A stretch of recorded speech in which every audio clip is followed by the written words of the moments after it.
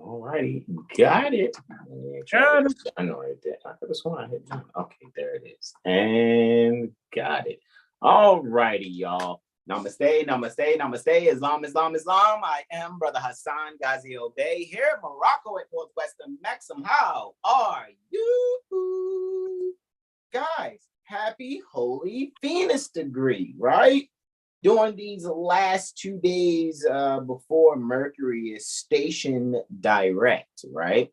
We already know Mercury will clear the, the portion that some people call the retrograde shadow, but it's just a range of celestial longitudes, right? A range of degrees and minutes, right? Pertaining to, well, in seconds also, degrees, minutes, and seconds. You just speak about the celestial longitude in full. And that's for Mercury, it's, where it began slowing down about 5 degrees, 50 minutes Taurus, when station retrograde at 15 degrees, 37 minutes Taurus. And it will be stationed direct at 5 degrees, 50 minutes Taurus. And then it will not be out of that portion between 5 degrees, 50 minutes in Taurus and 15 degrees, 37 minutes in Taurus until May 31st. Alrighty. And that's when you guys will see things really moving forward from all this energy that you ones can really observe. Like, the one things you can really observe pertaining to the as it is above, so it is below energies pertaining to astrology, right? You can actually just watch when like moon vorticourse and you go to try to make some form of transaction or whatever, and it just doesn't go your way in some way, shape, or form. When it comes to Mercury retrograde, people from your past reaching out to you, things of that nature. People trying to start things and you see that they will not really get off the ground because they tried to start them during a Mercury retrograde. That will not happen. You know what I'm saying? When it comes to that. However, with that being said, guys, I'm saying happy Holy Venus degree to you all. And I am here with my magnificent and beloved brother in whom I'm well pleased, and he is. Sean Aleem L. You already know all is well. And bro. Man, what was that other appellation, bro? What was that?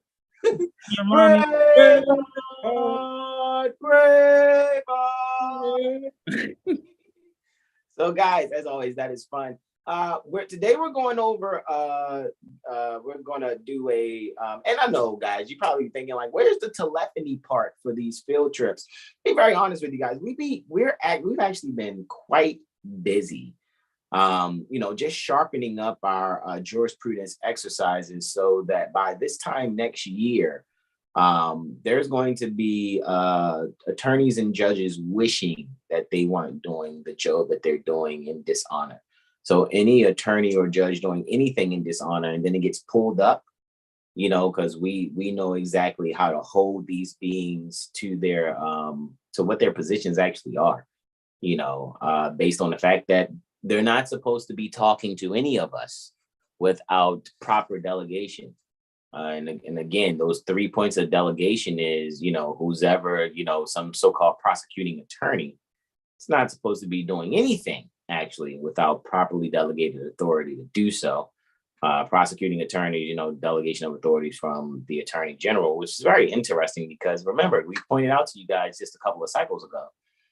Maybe with what was it about? Maybe about between 14 and 21 days ago, we've pointed out to you guys that basically the Uniform Law Commission has hijacked these state agencies, and making a vendor out of the state republics by utilizing state of and insert whatever name here after state of. And so we're actually dealing with a war. Right. And a lot of people don't know that they're being warred against with the attorneys hiding behind other entities. Right.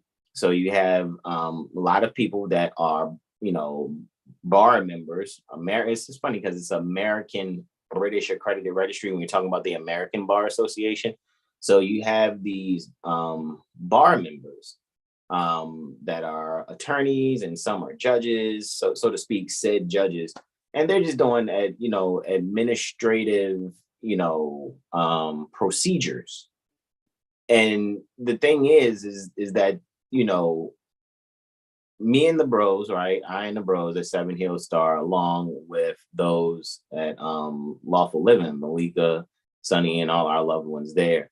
You know, again, shout out to you guys, you know, Keith, Bobby, McGrail, and everyone else that's, you know, doing their best to be consistent in their jurisprudence exercises. However, you know, Seven Hill Star gets their foundation when really researching jurisprudence from RV Bay publications, us being student and staff pertaining to Moore's Heritage and History School. Because when a student is ready, the teacher appears. All righty. So the thing is making sure that we just know what right things to say when, you know, putting in documentation, you know, when it comes to these people, and not showing up to their so-called venues, their so-called courts. They have no jurisdiction. And it's really to the point where, you know, we would like for there to be an energy on the planet where we're so good at kicking their asses. And when I say we, I'm not just speaking about, you know, those of us at Lawful Living or at Seven Hill Star, or those of us that are students a part of Moore's Heritage and History School. I'm about all sincere beings on the planet, and know how to really, you know, keep these people away from you and away from your life's energy, because they're vampires. And I know some of you guys might think, oh, well, there's nobody's putting their teeth in my neck. However, proverbially speaking, they are. They're seeking to inconvenience you and your energy so that they can be able to absorb from you that which you actually need to enjoy your life, but they're seeking to, you know, absorb your time and energy so that they can be able to, I guess, I don't even think they're really enjoying their lives, because, you know, it seems like those committing suicide the most are attorneys, you know, overdosing are the attorneys, you know. And so just rightfully knowing how to put in a proper bar grievance and, you know, doing judicial complaints, you know, against the so-called judges and so-called clerks, is to be good. And then knowing how to like really sue these beings, and being sharp, quick, and effective, keeping the language short and sweet, and keeping it germane to what it is, leaving out all the emotion and having nothing but all of the relative and relevant smoke, so to speak, for these people. You know what I'm saying? However, other than that, so what we're going to do today, guys, we're going to be brief with this one. This one's going to be brief. I just know I wanted to just monologue briefly, even before we even go into our invocation in term to Moorish American prayer, and do the 2 letters to be read in every meeting. Then we're going to go in on the North Carolina General Assembly. We'll look at the North Carolina State Constitution, the North Carolina General Statutes, and the North Carolina Administrative Codes. And I trust that you guys can see, you know, this is number 7 pertaining to our virtual and telephony field trips. And it's interesting because we do a lot of telephony field trip off the record. I know you guys are, you know, you go back and see there's other videos where we're actually calling people on the phone in front of you guys' faces to just kind of show you like how we, you know, handle things at times, depending on the jurisdiction, so to speak, depending on the type of people that answer the phone. However, we're always speaking in an intelligent tone, even though you guys may know, like even in some of our own little classes, so to speak, when we're just, you know, amongst ourselves privately, you know, we'll say things in certain ways that are comedic and they seem brash and harsh and aggressive to some people. However, you know, what we're actually doing is just, you know, showing that we're having fun with it, to be comfortable. Now, I know sometimes people, they feel inconvenienced because it's like, oh, well, they're doing this to me, and well, really they're not doing anything to you. It's just all in your head that you must be in fear because of how you've been socially engineered to look at police, attorneys, and so-called judges. You've been socially engineered and trained to be in fear of these things.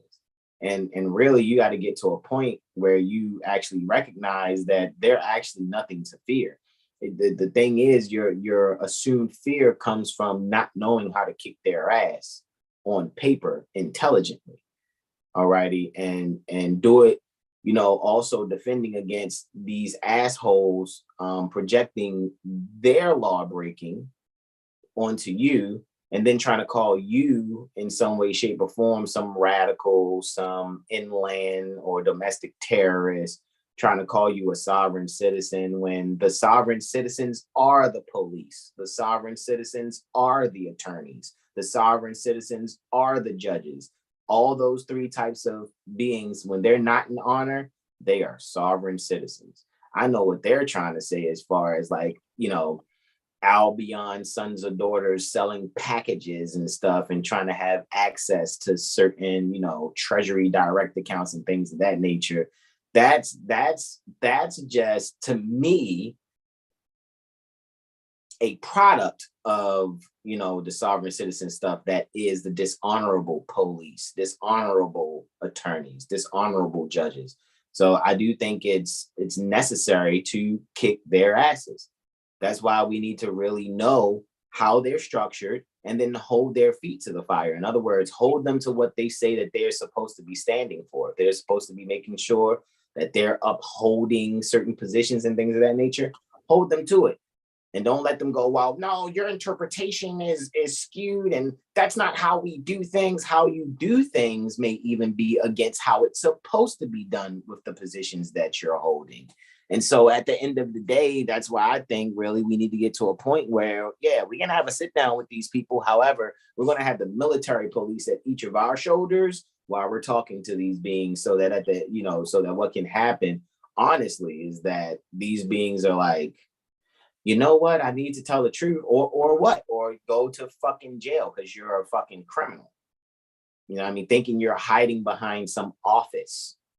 You know what I mean? Some governor, some lieutenant governor, some attorney general, some comptroller, whatever your position is.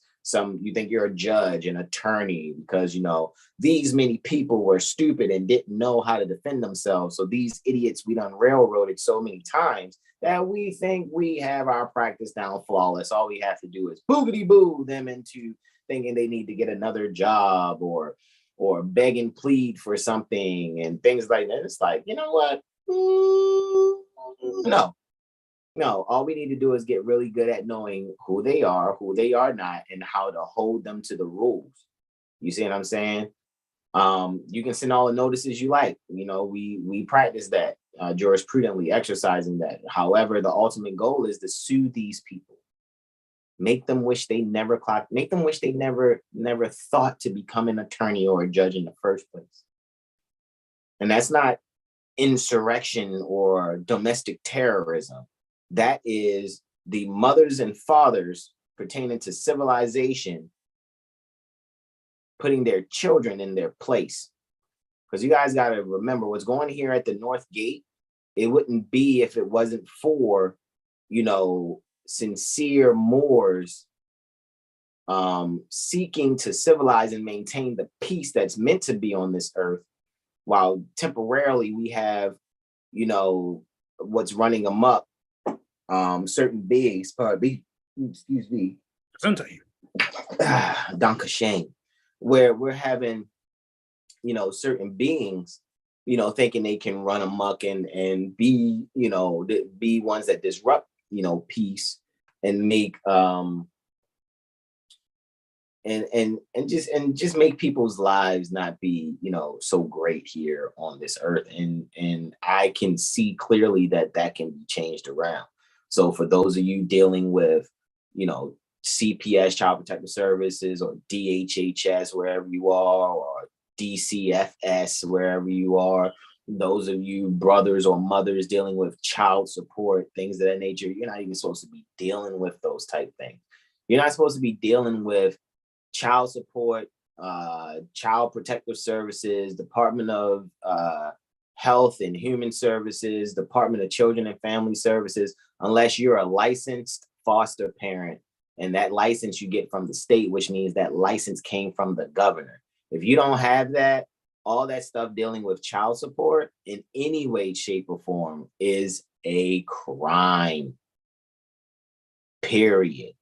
However, crime is being practiced in a way where people think, oh man, if you don't do this, man, they gonna come and pick you up. And then you guys are cowards and you're incompetent, because instead of you reading, You want to just enjoy being slaves that got the white meat of the chicken. Oh, I got breast and wings, so I was fine. Massa don't bother me. Like, just move out the way, and just mind your business. You know what I mean? Because there are those of us that are like, all right, well, sons and daughters having to deal with child support or messy breakups and divorces, or people dealing with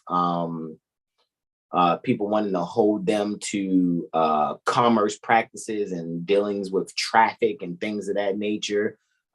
People dealing with taxes and mortgages and rent and stuff like that, or utilities. Guys, I'm telling you, if you could just see and hear what we actually have access to every day, go over, have conversations about every day. Like, it is a lifestyle. You know what I'm saying? I will say, even, Malika had mentioned in the jurisprudence gym, this is a lifestyle. So it's got to be something that's repetitious. It's not just, oh, this sounds neat, I heard this online. You got to remember, guys, like, when I came across this information, this was, 2014 by the time I'm declaring and proclaiming my nationality. So the internet in 2014 with this information was not how the internet is now with this information. It's way too much going on that people are, and it's like, once you really get like a part of the jurisprudence gym and you really see what it is, then you realize that, oh, okay, well, I didn't really see it like this, or how it was for me. That this is the same exact thing I was looking at. However, I like to see that people have other perspectives and other angles of how they're going about it and how they see it, which really helped me out to be able to now, like, all right, if I come across this type person, I know that I can speak to them this way about it. I'll come across this type person, I can speak to them about it in this fashion. You know what I'm saying? That's just like how I'm looking at it. All right.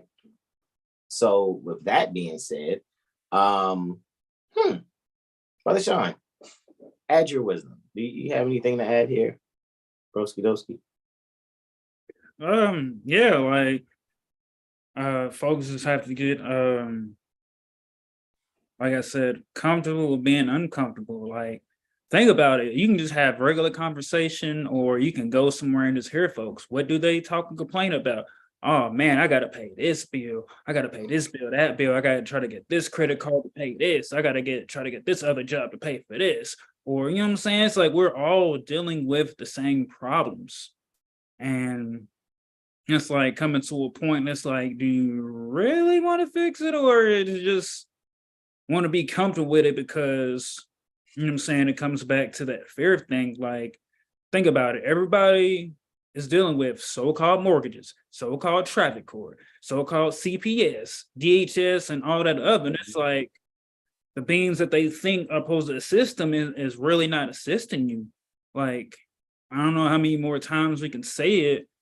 And like, if y'all thinking the beings that are robbing you are going to tell you, they're not going to do it. It's like, if somebody takes from you, they're going to be like, hey, man, I took this from you. They going to help you look for it and be bogus as fuck.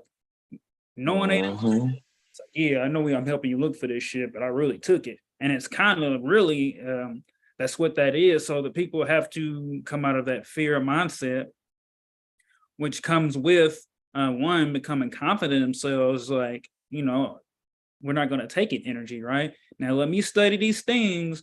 And, if you really can't really, get with it on your own, it's kind of like what we said. And actually for that Jupiter ingress Taurus, about getting with like minds, or getting with those who think foreign to you, like 7 Hill Star and Lawful Living, right?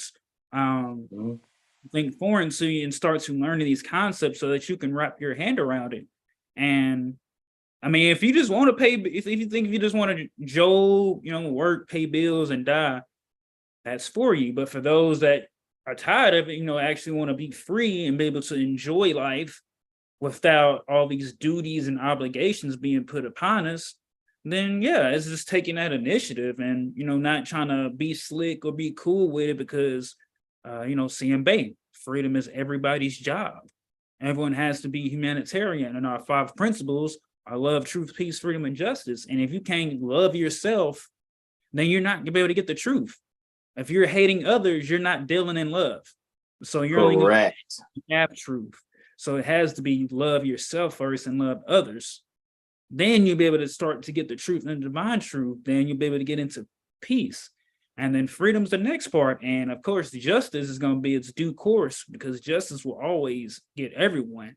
It's just that, and you know, we're doing this, operating like this, not waiting for anyone else. Or, you know, like Malika said in one of the things, like, you know, we think we need to have 1 million people do this. Like, we do this on our own in those small groups, and, you know, in our own individual, non-statutory speaking, battles. But once enough folks be like, hey man, fuck this mortgage shit, I'm not gonna pay that shit.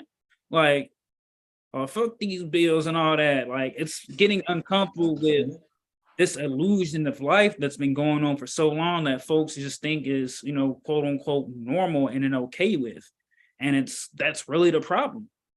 And then when you try to talk to folks, they will fight you, be ready to box you, to cling on to those terms and ideals of slavery. But they'll, in that same breath, they'll go complain to someone about having to pay this and pay that. It's like, what do you want? Do you want the slavery or do you want the freedom?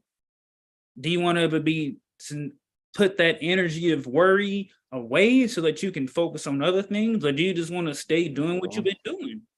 And it comes with taking that initiative and being able to admit, hey man, I was wrong. I was complicit in a fraud, right? I'm not sure which Bible verse it is about repenting. It's like, hey, I repent myself from that bullshit fraud that I didn't know before. I was just trying to, you know, get things that I needed so that I can get by. But now I'm understanding that I never needed to do any of that shit anyways. But that was what the mindset and the training was, you know, back to the animal husbandry. But now I'm like, okay, I'm learning these terms and these concepts, and I'm becoming confident in myself and less fearful. And now I'm teaching those that I love and those that are around me that are dealing with the same thing. And it's just coming out of that. And bro, I even thought about playing that one clip Malika played where that judge is talking about, I wouldn't have woke up to come here, coming to this court. Yeah, she said if she thought that there was... I got it ready to run too if you want me to play it, because it's still hanging. You can play it, man. Because it actually shows how sometimes people will think they're speaking knowledgeably, no turban, no fez on, talking about they self-law and master, and it's like, please stop it.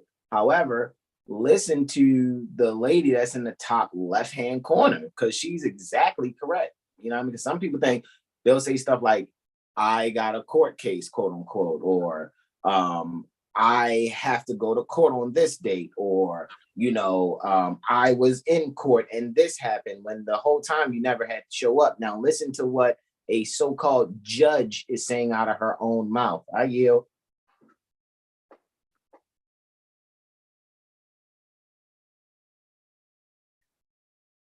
Shout out to Malika for sharing this joint. Am I not hearing it? I don't think I'm hearing it, bro. All right, hold on. Hey, yo. Hold on, let me bring that back. I had muted my mic to make sure you can hear it, but here we go. You hear it now? Send me the link. Send me the link. Name for the record, please. Oh, okay. There you go. Run it back. Law and master and proper personas. Build up, but it's completely worth it.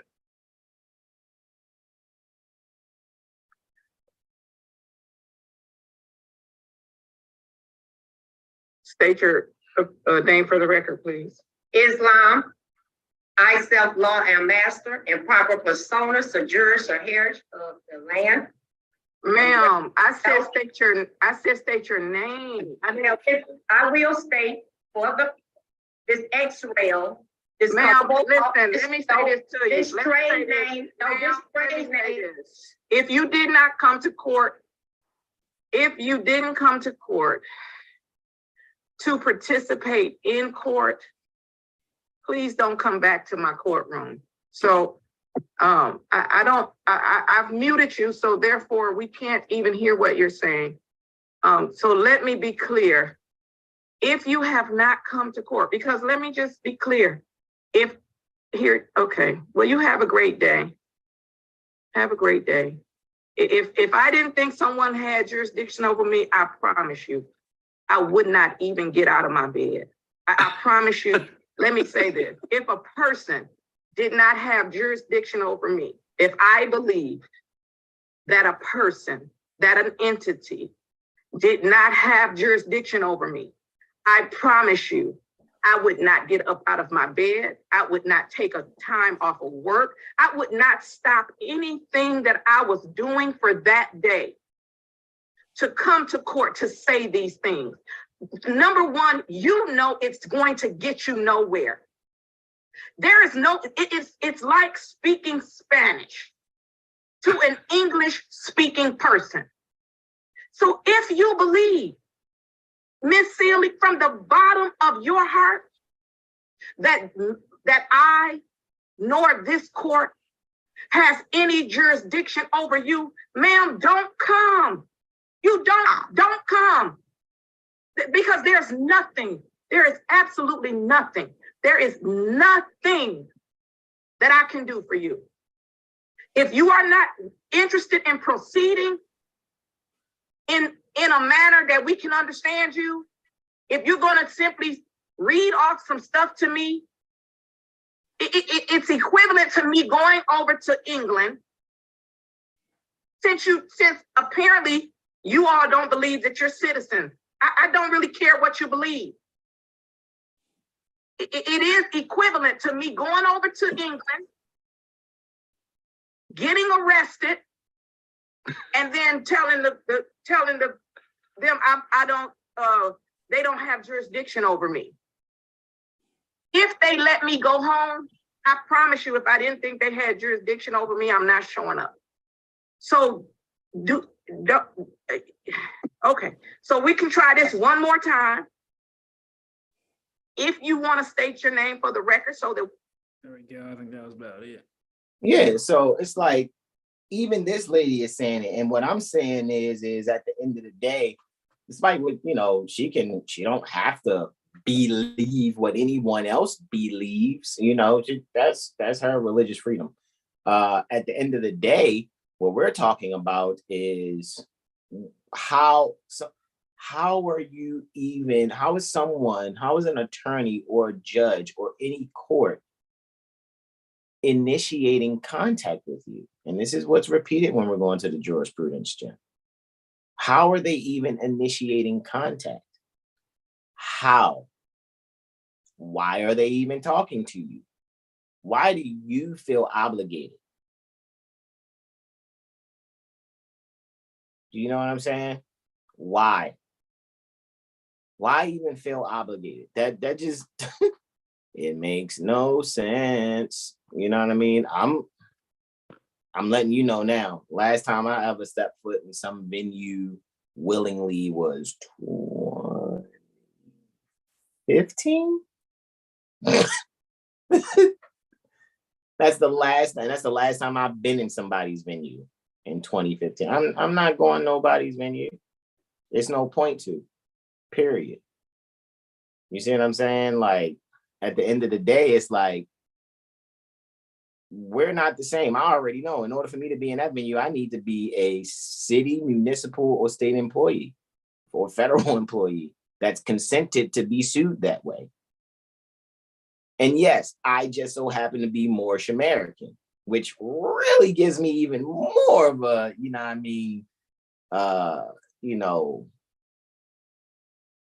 higher standing. You know what I mean, than most beings. And that's just really what it is.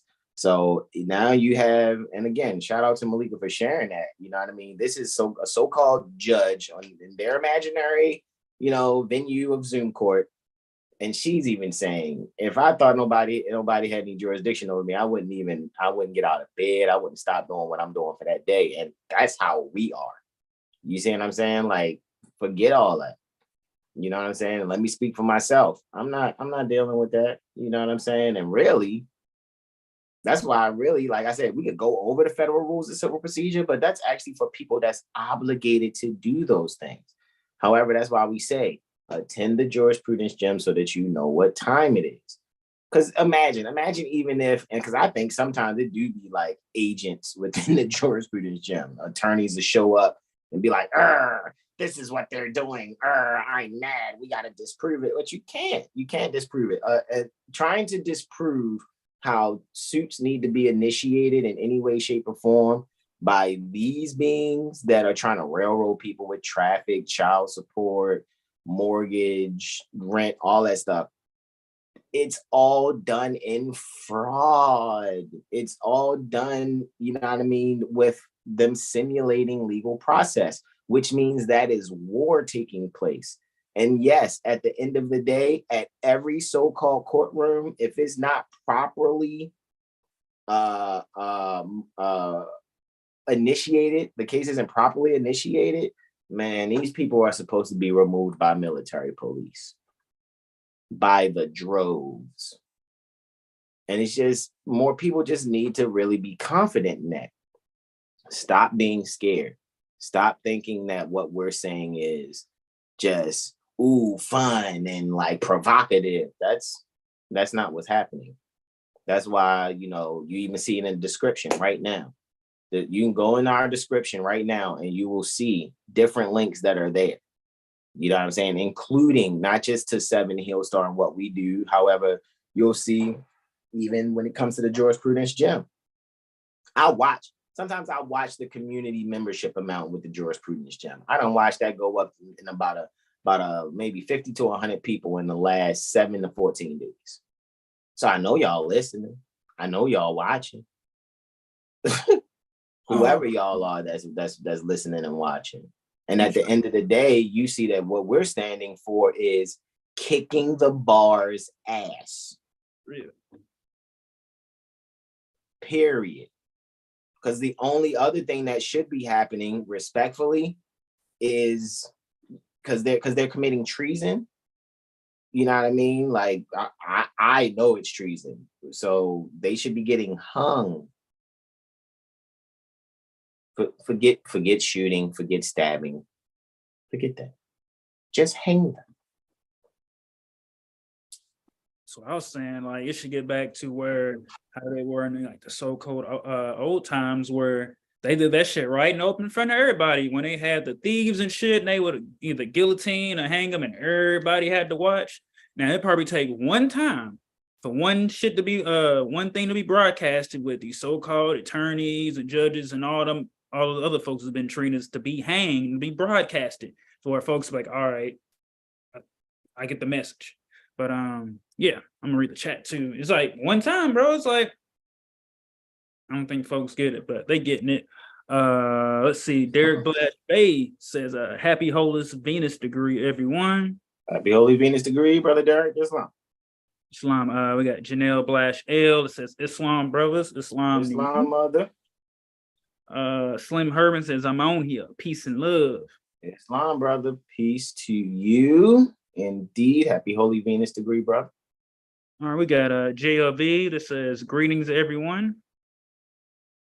And also skills necessary for living in this world.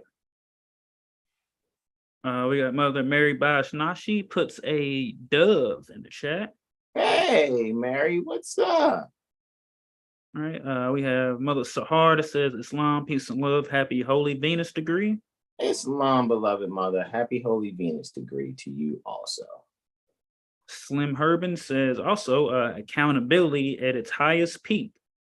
With the on the right. Then he says also she's right pertaining to the magistrate, so-called judge, and that she knows. All right, we have Mother L. Barbara says, "Islam, Hassan, and Shine" with the love emoji. Islam, mother. Hey, beloved mother, Islam. Happy Holy degree, Mother Barbara. Good morning in the chat. She's got a laughing emoji, and Slim Herman also says, "Happy Holus Venus degree to y'all as well." Islam. Indeed, Islam. I know I'm sharing out. I know I just shared to the telegrams. I saw somebody's comedy talking about looking up some lowercase letter spelling who calls themselves light, whatever they think they are. That's so hilarious. Please stop putting that Yeah. bullshit in Dr. G's telegram. But anyway, I'm just saying, stop that. It reminds me of Nutty Professor. And he's like, Reggie, take that shit off your head. Like, that's kind of what it reminds me of, however, to each his own, I guess. Right. So with that being said, we're about to get into our invocation in, right? And really let you guys know that look, this is a certain way we gotta move here. All righty. Certain way we gotta be when it comes to things. And we really trust that you guys have what it is that you need. All righty. And we share what we share. And like I said, this one's going to be short pertaining to North Carolina, because I think over the last 6 ones, especially that one with the Ohio State Republic, I mean, how many times can we keep repeating these are the administrative codes, which get their authority from the general statutes, which is pulling authority from the state constitution, which is pulling the authority from the North American Republic Constitution for the United States for America, which only has 7 articles and 10 Bill of Rights. Anything after that, not lawfully ratified according to my studies thus far. So when people talking about amendments, that is a term that is seeking to sanction something or seeking to make legitimate something that has not been lawfully ratified. All righty. Like Malika brought up today in class, like ratification. There's no ratification with these freaking attorneys, then there's no attorney-client binding. You know what I'm saying? So not only do they not have the authority, or they further don't have it when there's, man. And then nobody died. I remember we had one joint is like, I know I got to save somewhere, but it's like attorneys can't represent unless somebody died. So it's like, what's really happening? And like, we're not being hateful, we're not being mean. We just love you enough to tell you the truth, whether you do something with it or you get mad. We love you enough to tell you the truth and not tell you a lie. Whether you love the lie or not, we want to give you the truth, so we tell you the truth. For ourselves, back down, and we do, and then for you to tell your loved ones, because once again, everybody's dealing with it. So we're coming on here every Sunday, Monday, Wednesday, and Friday, and also in Lawful Living Tuesday and Thursday, to keep telling you this and giving you different angles for you to get it any kind of way, because we love you. We love the earth. We love everyone. We want peace. There's no peace occurring until we get these lawyer hole assholes up out of here. I really think it might have been, it might be the Judiciary Act of 1789, where it's saying that we would probably have to, if Malika comes in, we'll ask her actually, you know what I'm saying, and see what that is, honestly. As a matter of fact, this is what I can do. Let me actually post this to Lawful Living, actually. Let me share this to Lawful Living. Then we'll do our invocation in, all right? And the 2 letters we read in every meeting. If Malika comes in while we're doing it, I'll just tell her to stick around, so we can speak on certain things or whatever. You know what I mean? And further invite you guys to come to see. Look, it had to been about 100 people, almost 200 people, because now Lawful Living Community is up to 2,300 members. That joint was at like 2,157 under 14 days ago. Wowzers. That is 163 people in under 14 days. So people are listening. People they're coming to try to see what they can. I'm telling you, man, like, come on, y'all. Like, we the best. That's just what it is. That's why I said the only 3 websites, according to my experience, for those that are being sincerely Moorish American and sincerely comprehending that this is about truth and the divine truth, not just you. Well, I don't need to be all that. I ain't got to be a Moor. I ain't got to be nothing for real. All I got to do is just learn these processes, learn these rules like these brothers is saying. You know what I mean? It's cool, all right, y'all Moors or whatever, but I ain't got to do all that. So I'm just going to do this and then I'm straight. Oh, okay. Okay. You see how that works out for you. Like I said, I know how this science works. That's why some people think, we deal with magic, and that's not what it is. We're not dealing with magic. We have a certain comprehension, and we're sincere to the point where nature conspires in our favor certain ways. To the point where some people will try to do court cases or try to do anything with us. I bet you they're either having heart attacks, they're getting into they're getting automobile accidents, a family member is really ill or something. Because that, I'm trying to tell you, I already know. You don't want to fuck with 7 Hill Star. Not really. Because if you do, there's consequences. And then you'll be probably thinking like, dang, these people tried to do something with, these brothers at 7 Hill Star, or this particular brother or brothers at 7 Hill Star. And it's like everybody associated with that situation is either sick, dead, or in the hospital with a serious injury. And we did nothing. It's ain't like we, did the John Gotti and put a hit out. Nature's conspiring in our favor alone. We didn't have to do or say anything. What'd you say, bro? I think I found it.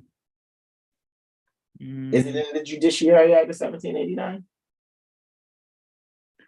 Yeah, I'm trying to find Oh, that's cool. Give it to him. But I'll see about the rules. I think there's like in a small part too where it said someone had to be Attorney General. No. Attorney. No, let me go back to the time. I know it's man, I could have sworn I saved that somewhere, but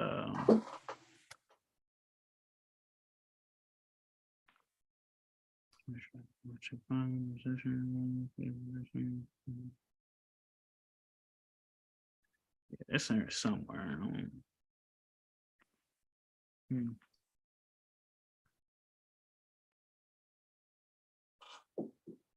Islam. So, yep, there it is. You got it in the Judiciary Act? Yeah, it's like page 90. And it was like but that's 21 pages. Are you looking at the 21 page one? Or are you looking at something that actually has 90 pages? Oh yeah, it was a 21 pages. Yeah. Okay, but but within those 21 page PDF, it's on page 90. It'll be page 18 of 21, right at the top. Okay, got you. If appeal be had, such testimony may be used on the trial of the same. If it shall appear to the satisfaction of the court which shall try the appeal, that the witnesses are then dead or gone, no Justin Timberlake, no, dead and gone, out of the United States or to a greater distance. Yes, PDF page 18. Read that one more time, broski dosty. One more time. Let me come back up. Let's see. It's a lot of it. It's talking about the attorneys, but if an appeal be had, such testimony may be used on the trial of the same, if it shall appear to the satisfaction of the court, which shall try the appeal, that the witnesses are then dead or gone out of the United States, or to a greater distance than as foresaid from the place where the court is sitting, or by that reason of age, sickness, body, infirmity, or imprisonment, they are unable to travel and appear at court, but not otherwise. Got you. And that's the only time where there should be a liar hole doing anything. Is that what it's reiterating? That's why I said, like, man, there's other things that we have right now, guys. What we're doing is we're just giving you like samples. Taste this, taste that. You can probably get some more and learn how to make your own recipe if you go to this website or this website or this website. That's kind of what we're doing here. All righty. However, there's going to come a time where it's going to be like, all righty, we've streamlined handling this particular process. You see what I'm saying? Oh, someone wants you to deal with a mortgage situation. Boom, streamline. That's what it is. right? Because we've done enough exercise at the jurisprudence gym that what we've done is develop our own means to assist Moorish Americans when necessary. However, the best assistance is for you to come to the jurisprudence gym so you can learn to stand on your own square. However, what's got to be in shape is your comprehension. You know how you have your body and you can walk? So you can have your eyes and your ears and your mind and know how to read. But being able to really be in shape from having an endurance for cardio and running a few miles and maybe doing calisthenics and lifting certain weights, you know, that comes with bodybuilding, right? And you know, getting used to resistance training because now your body comprehends the exercises that you're doing. Same thing with the mind, where comprehension is where you actually get it, the light bulb goes off, you move forward in certain things and make it happen. You know what I'm saying? So that's just what it is. Period. That's it. That's all. And you should have no fear. We don't care if it's mortgage, rent, child support, so-called traffic ticket. Beat the bar's ass. And add to your wisdom, like instead of thinking Beat of the everything judge's that ass. could Go go ahead. wrong, You say, bro. Go I ahead. said, instead of having that fear thinking about everything that could go wrong, think about it going right. It's like, oh, I was so scared to do that, but I got the confidence from studying and from my loved ones that I was studying with around in Lawful living in 70 Hill Star, and I beat the bar's ass. And now look, I don't have to worry about paying this no more. It has started with that initial trying of, you know, getting out of your head and, you know, not listening to what your mind is telling you to do everything wrong. And it's just taking it day by day. And it's like, what could go wrong is that you keep paying the shit. What could go right? That you don't have to pay it no more.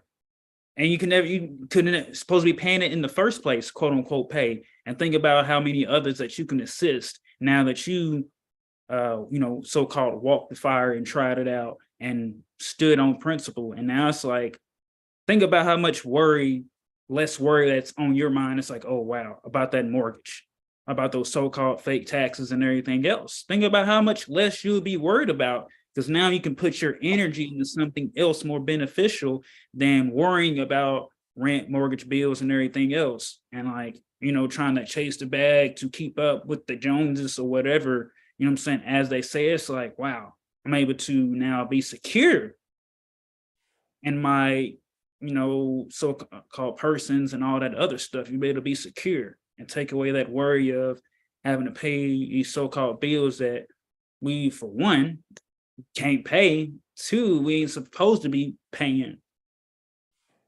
I mean, and that's that. Yo. Shout out to JLB. I see she's in the chat. Mother Barbara is definitely agreeing, right? Because JLB was saying also, she was saying leaps and bounds, right? Mother Barbara says, not really, nope. To someone we were speaking out earlier. And our beloved son and overwell, please, John Alexander Dixon, hey, right? He's in the chat also, right? And Mother Barbara, she loves that. And Mother Sahar says, absolutely. Guys, let's do our invocation in. Brother Sean is going to lead us on our invocation in, termed the Moorish American prayer. Extend all 5 appendages on the left hand, just the index in the middle on the right. We're going to face directional east, which is symbolic metaphysically to going within. East metaphysically means within. Standing like how Prophet Noble Drew Ali is handsomely standing due guard, right? With his feet at a 45 in his Moorish Sharif Fez. All righty. And we're going to do our invocation end, and the 2 letters be read in every meeting. Then we're going to go over the North Carolina State Republic. All righty. And just look to a few things and read a few things. All righty. You guys can repeat either in your heart or aloud after Brother Sean. Islam. Allah, the Father of the universe. Allah, the Father of the universe. Father of love. Father of love. Truth. Peace. Freedom. And justice. Allah is my protector. Allah is my protector. My guide. And my salvation. By night. And by day. Through his holy prophet. Noble Drew Ali. Noble Drew, Ali. Islam, whatever you prefer. All righty. Let's get to these two letters to be read in every meeting. I have the first letter to be read in every meeting. Brother Sean will have the second. All righty. So, of course, we just got finished reading from page 48, juxtaposed to page 49 in the Moorish Holy Temple of Science Administrative Functions. All righty. So we're going to move on to here. First letter to be read in every meeting on page 84 and 85, Moorish Holy Temple of Science Administrative Functions. The following is a letter written by Prophet Noble Drew Ali on the 18th day of January, 1928, Anno Domini. He commanded that it be read before every meeting. Administrative functions. Moorish Science Temple of America, Home Office, 3603 Indiana Avenue, Noble Drew Ali, founder, Chicago, Illinois, January 18th, 1929. To be proclaimed in every meeting, dear brother Islam, I am glad to know that I have few faithful Moors among you all, and I desire for them to know the truth and the divine truth. There is a host of jealousy, quote unquote, about me and the movement now by the same people of our side of the nation that claim it was only a joke and unreal. But now, since they have found out from the government officials and the nations of the earth that this is the only sole foundation that all Asiatics must depend upon for their earthly salvation as an American citizen, they are working every scheme that they can to disqualify me so they themselves can take charge of the situation. I have notified all these things to you long ago in the past. It is through the faithful Moors that contribute to the movement and uplifting funds. The ones that paid their divine respect to me and the movement will be remembered. That is why I'm calling upon all faithful Moors to increase their faithfulness to me, your prophet, and your divine Moorish movement. I need finance and I need it bad. Never before have I needed finance as badly as I do at present, that I may shove aside the discord that is facing the nation. It all comes through jealousy because of my, quote, fame and nobility, end quote, period. The nations of the world will not recognize the movement without me, the prophet, being the head. It has been proven by my works in which I have performed in the last few months, because I was at the governor's inauguration to represent the Moorish Divine and National Movement, and I will be at the inauguration of President Hoover for the same cause. Noble Drew Ali. And now we're going to, as you can see there on page 12, Prophet Noble Drew Ali again, handsomely standing due guard in his Moorish Sharif fez and his Abba. Juxtaposed to page 13, right? The second letter to be read in every meeting, from the Moorish literature, excerpts from the Moorish Guide newspaper, all right? And this here, all right, is a divine warning by the Prophet Noble Drew Ali. I yield to you, Brother Sean Islam. This one, divine warning by the Prophet Noble Drew Ali. Prophet warns all Muslim governors ordered to read proclamation at each meeting. I hereby inform all members that they must end all radical agitating speeches while at work, in their homes, or on the streets. We are for peace and not destruction. Stop flashing your cards at Europeans. It causes confusion. Remember, your card is for your salvation. Failure to obey these orders will be of severe consequence. We are love, truth, peace, freedom, and justice. And when these principles are violated, justice must then take its course. Any member or group of members who hold malicious feelings toward the temple or the prophet, or violate the divine covenant of the Moorish movement, will receive their reward from Allah for their unjust deeds. All true Moors will and must obey the law as laid down to them by their prophet. If they lose confidence in their prophet, they should turn in their card and button, cease wearing their turban and fez, and return to the state where I, the prophet, found you. This is a holy and divine movement founded by the Prophet Noble Drew Ali. And if the prophet is not right, the temple is not right. The prophet, therefore, is sending out the divine plea to all Moorish Americans that they do their part in protecting their prophet and the temple. This is an everlasting movement founded by the prophet through the will of Allah to redeem his people from sinful ways by order of Prophet Noble Drew Ali. Islam. let's get right to it. Leo Boom. Moors activate. Leo Moors activate. Islam, right? So, all right, North Carolina, right? General Assembly. So, guys, I'm just gonna keep it simple, right? If you guys look in the description, go look in the description right now. You guys can see in the description, all righty. I put 4 links, right? You'll see them numbered 1, 2, 3, and 4. Number 1 is the North Carolina General Assembly, right? This capital N, capital C stuff. Remember, when you see like how the first letter to be read in every meeting, you see when it said after Chicago, it said capital I, lowercase l, period. Because when you are writing abbreviations for the state like that, that's the state republic. However, when you see capital I, capital L for if Prophet Noble Drew had put that, then he would have been speaking about the state of Illinois. However, Prophet Noble Drew Ali wasn't dealing with vendors. He wasn't dealing with de facto operations. Because this whole thing is about help me in my mission. I'm quoting Prophet Noble Drew Ali. Help me in my mission to bring my people back into the constitutional fold of government. So why would we be like, that really shouldn't be a NC together like that with no punctuation. It should be an N period maybe, or NOR period or something with a CA period. Well, CA with a lowercase well, really? No, because I've seen California abbreviated CALIF period when it's written with just the C capitalized. So that's just kind of how I see it. Brother Tyro, peace and love to you also, brother. Happy Holy Venus today. All right, so let's take a look, right? So I have the General Assembly, right? And you guys, those of you that are near the North Carolina State Republic, look what's coming up on the calendar, guys. Looky, Astro Cookie, legislative calendar. So on Monday, there's a session at 10 a.m., right? Session convenes for the Senate at 10 a.m. Eastern for 2 p.m. Eastern or 1400 Eastern, right? 2 post-meridian Eastern. The House session convenes. Look at that.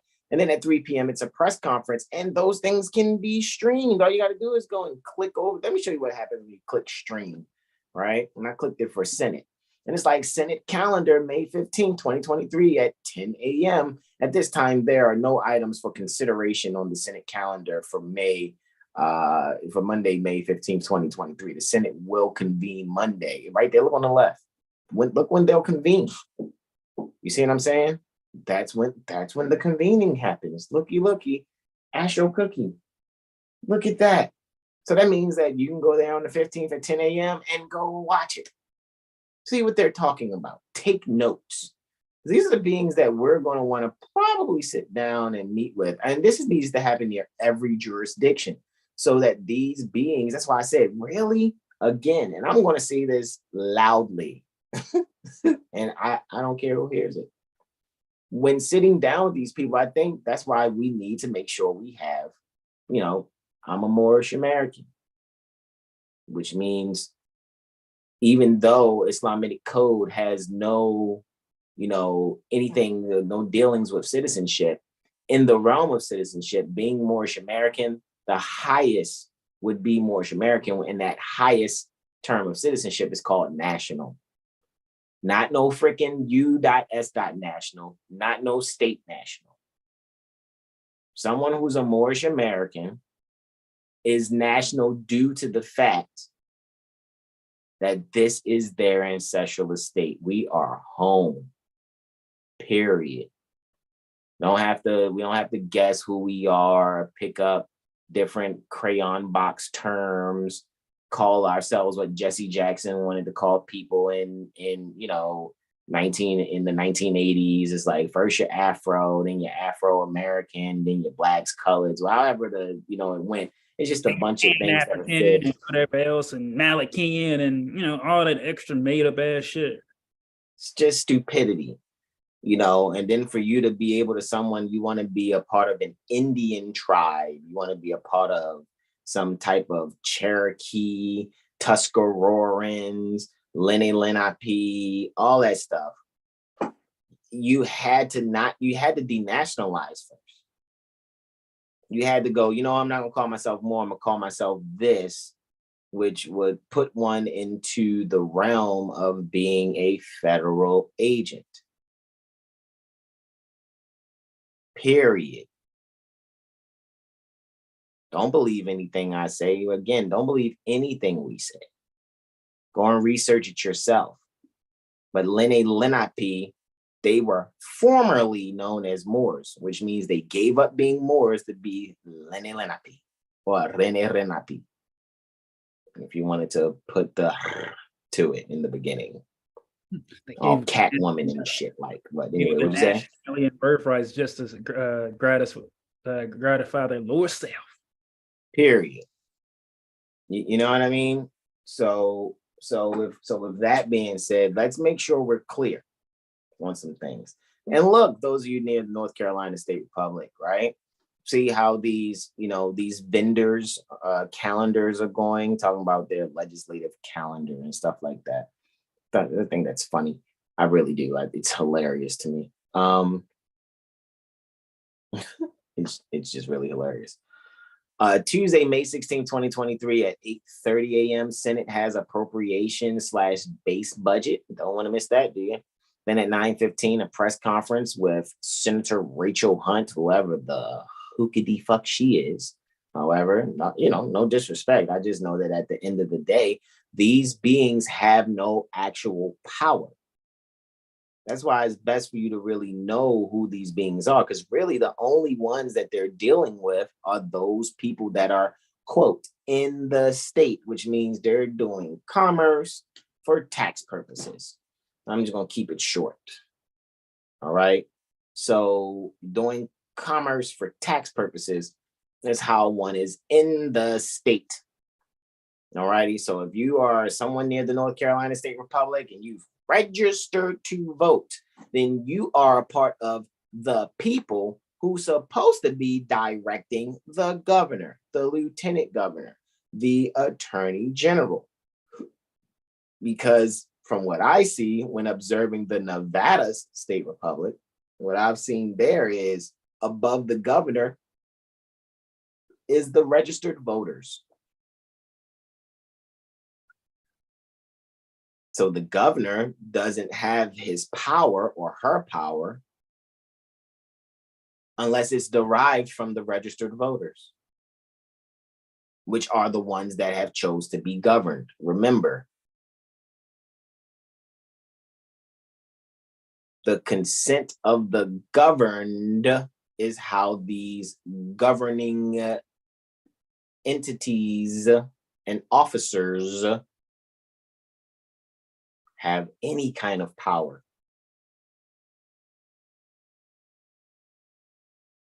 Which makes common sense to say, stop being fucking voters.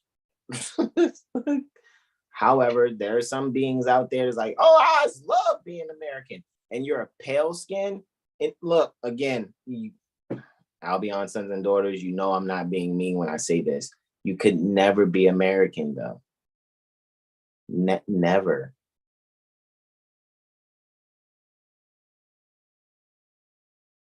American, in reference to our pale skinned sons and daughters, is only a reference term. It's something that's commonly utilized or practiced saying. However, it is a lie. Because an American at its root are the various copper-toned, some will say copper-colored natives, like in Noah Webster's Dictionary 1828, founded by early European settlers. And really, the word European even originally deals with copper-toned people, various olive shade skin tone beings. So technically, the pale skin, our Albion sons and daughters, are modern Europeans. That's the actual term. However, their origin is not Europe. Their origin is South America, Patagonia, now contemporarily known as Argentina. And there's still a little spot, you know, the Patagonian mountains and stuff like that when you check South America. But that's where those experiments took place, where the various copper toned or various olive shade skin tone beings had experiments being conducted with their genes and the genes of the chimpanzee in order to even get our Albion sons and daughters. I get it. Yes, a lot of you wish this information just stay in your lodges. I say no. That's why I and my brother's tassels are not pinned down at 33 degrees. We are at least 720. 360 around our crown, 360 above our crown. You don't see it. Look, 360 here, 360 here. That's 720. Just in the fez alone, representative of our mother's womb, where we were crowned once the cervix was dilated 10 centimeters. So even this fez is just an honor pertaining to that knowledge. That's why we said these, you're looking at senators and House representatives. So that's why you listen to that video Brother Sean played earlier that was shared to us by Malika. These beings have no jurisdiction over you. The only ones they can exercise jurisdiction over are the voters. What we need to do as beings listening to me on this particular video or any video we've done on 7 Heel Star, or you come to the jurisprudence gym at Lawful Living and you're hearing what's taking place in those classes proctored by Malika. What you guys will see that you need to be able to be confident in knowing how to state your position other than, this doesn't apply to me, rah, rah, rah. I just said it doesn't apply to me, rah. It's not wrong. Just make it more right by knowing how to document it succinctly. Anyone disagree? Anyone? Melissa Hart says, don't you want to be called Chief? Hey, yo.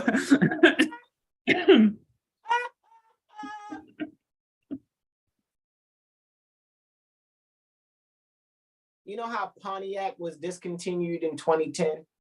I never wanted to be the one chief rocker. Hey, the one chief rocker, the one chief rocker. You know what I mean? Boom, shakalaka, right? It's gotta be the shoes. Chief LaRocca and the Fushnikins. So remember, guys, Pontiac was discontinued as an automobile in 2010. Never forget that. And it's really from a term, if I'm not mistaken, of Algonquin origin that was actually pronounced Bwandiag, Bwandiag. So yeah, don't be no dumbass Chief Grand Am. Chief Sunfire. Chief Bonneville. Shut the fuck up. Respectfully. Y'all better stop listening to these stupid motherfuckers, man. Oh, but Brother Taj is a very crafty chessman and will let you fall to your motherfucking demise if you can't think for yourself and think clearly. And that's not even knocking Brother Taj. That's me making sure you can see. Period. I have nothing negative to say about Brother Taj Tariq Bey. I know that he will let you make your own decisions and then deal with the consequences from them.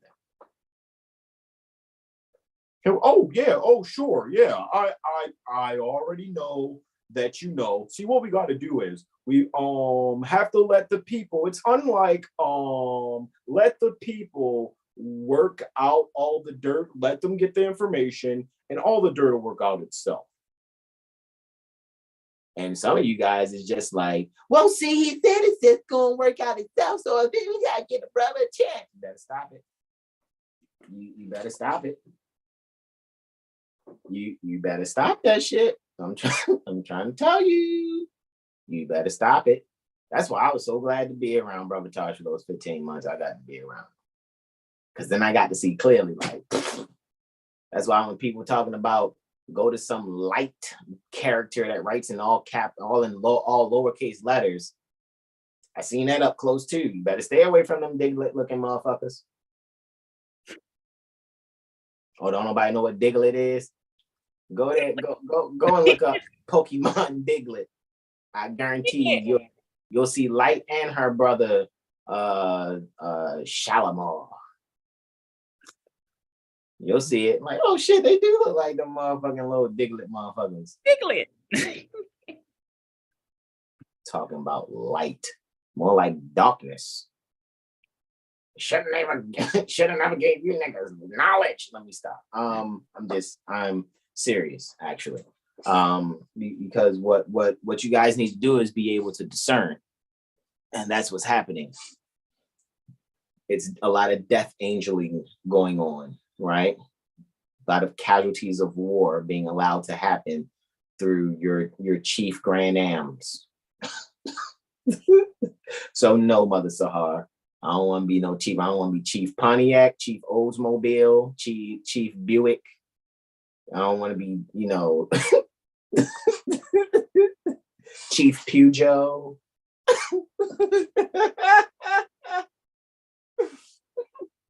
Chief Chevy. I don't want to be any of those things. Brother Hasan's fine enough. That's fine. Seriously. Anybody disagree with me? Come on, you guys can let me know. Oh, don't talk about that, brother. Well, why Dr. G got them on it? I'm trying to tell you guys, hey man, why does MPT play Monty Python and then it plays Barney during the morning? I don't know, man. Public broadcast systems are public broadcast systems. Oh, and you can go run tell that, I don't give a fuck. Because I'm in the lane of making sure we know how to do what the fuck we need to do. Period. All right. Mother Barbara says statutes id est. That's what IE. Anybody never know what IE stood for? Id est. ID is the first term, EST, right? Which is like, for example, or in example 2 or something like that, right? Id est, right? Or identifying that. Right? Statutes, i.e. commercial processes, right? So it's like if we're looking at these things and you're not doing commerce, Mother Barbara is completely correct. You're not doing commerce, you're not in the state doing commerce for tax practices. That's why we're not showing you these things like use the state constitution and the statutes and the administrative codes to save yourselves with. No, your Quran and your 101. Your Quran for the Moorish Holy Temple of Science, doing religious corporate activity via religious affidavit, adopting as its corporate name Moorish Science Temple of America, that Quran, with the 4 gates and the 7 in the middle. And the 101 Questions for Moorish Americans are the 2 books that you need to save yourselves with. And maybe looking at Rule 902 that Brother Terrell shared with us, the other day, like, yo, check out Rule 902. Because remember, your Quran and your 101s are unrebutted affidavits. And then you have House Resolution 0689 for the 97th General Assembly out there in the Midwest near the Illinois State Republic. All righty. Their 97th General Assembly House Resolution 0689 is backing up the fact that Moorish Americans have a sovereign theocratic government. Can't serve two masters. Why don't you mind your business pertaining to your sovereign theocratic government? And when these beings in their commercial practices, and they think it's some super duper government, no, man, no, it's just too many people that are in lower self. So it's like, I want to be a part of Egypt. Y'all just not saying Egypt now. You guys are calling yourselves state citizens. And don't even recognize that being a U.S. citizen means you're a business. You're a U.S. business, right?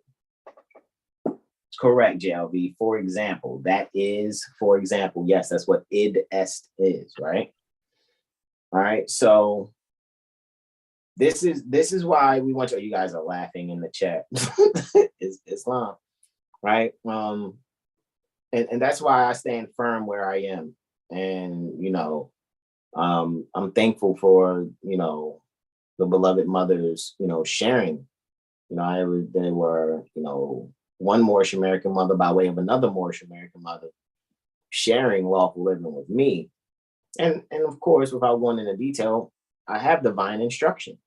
You know what I'm saying? And I'm on that path.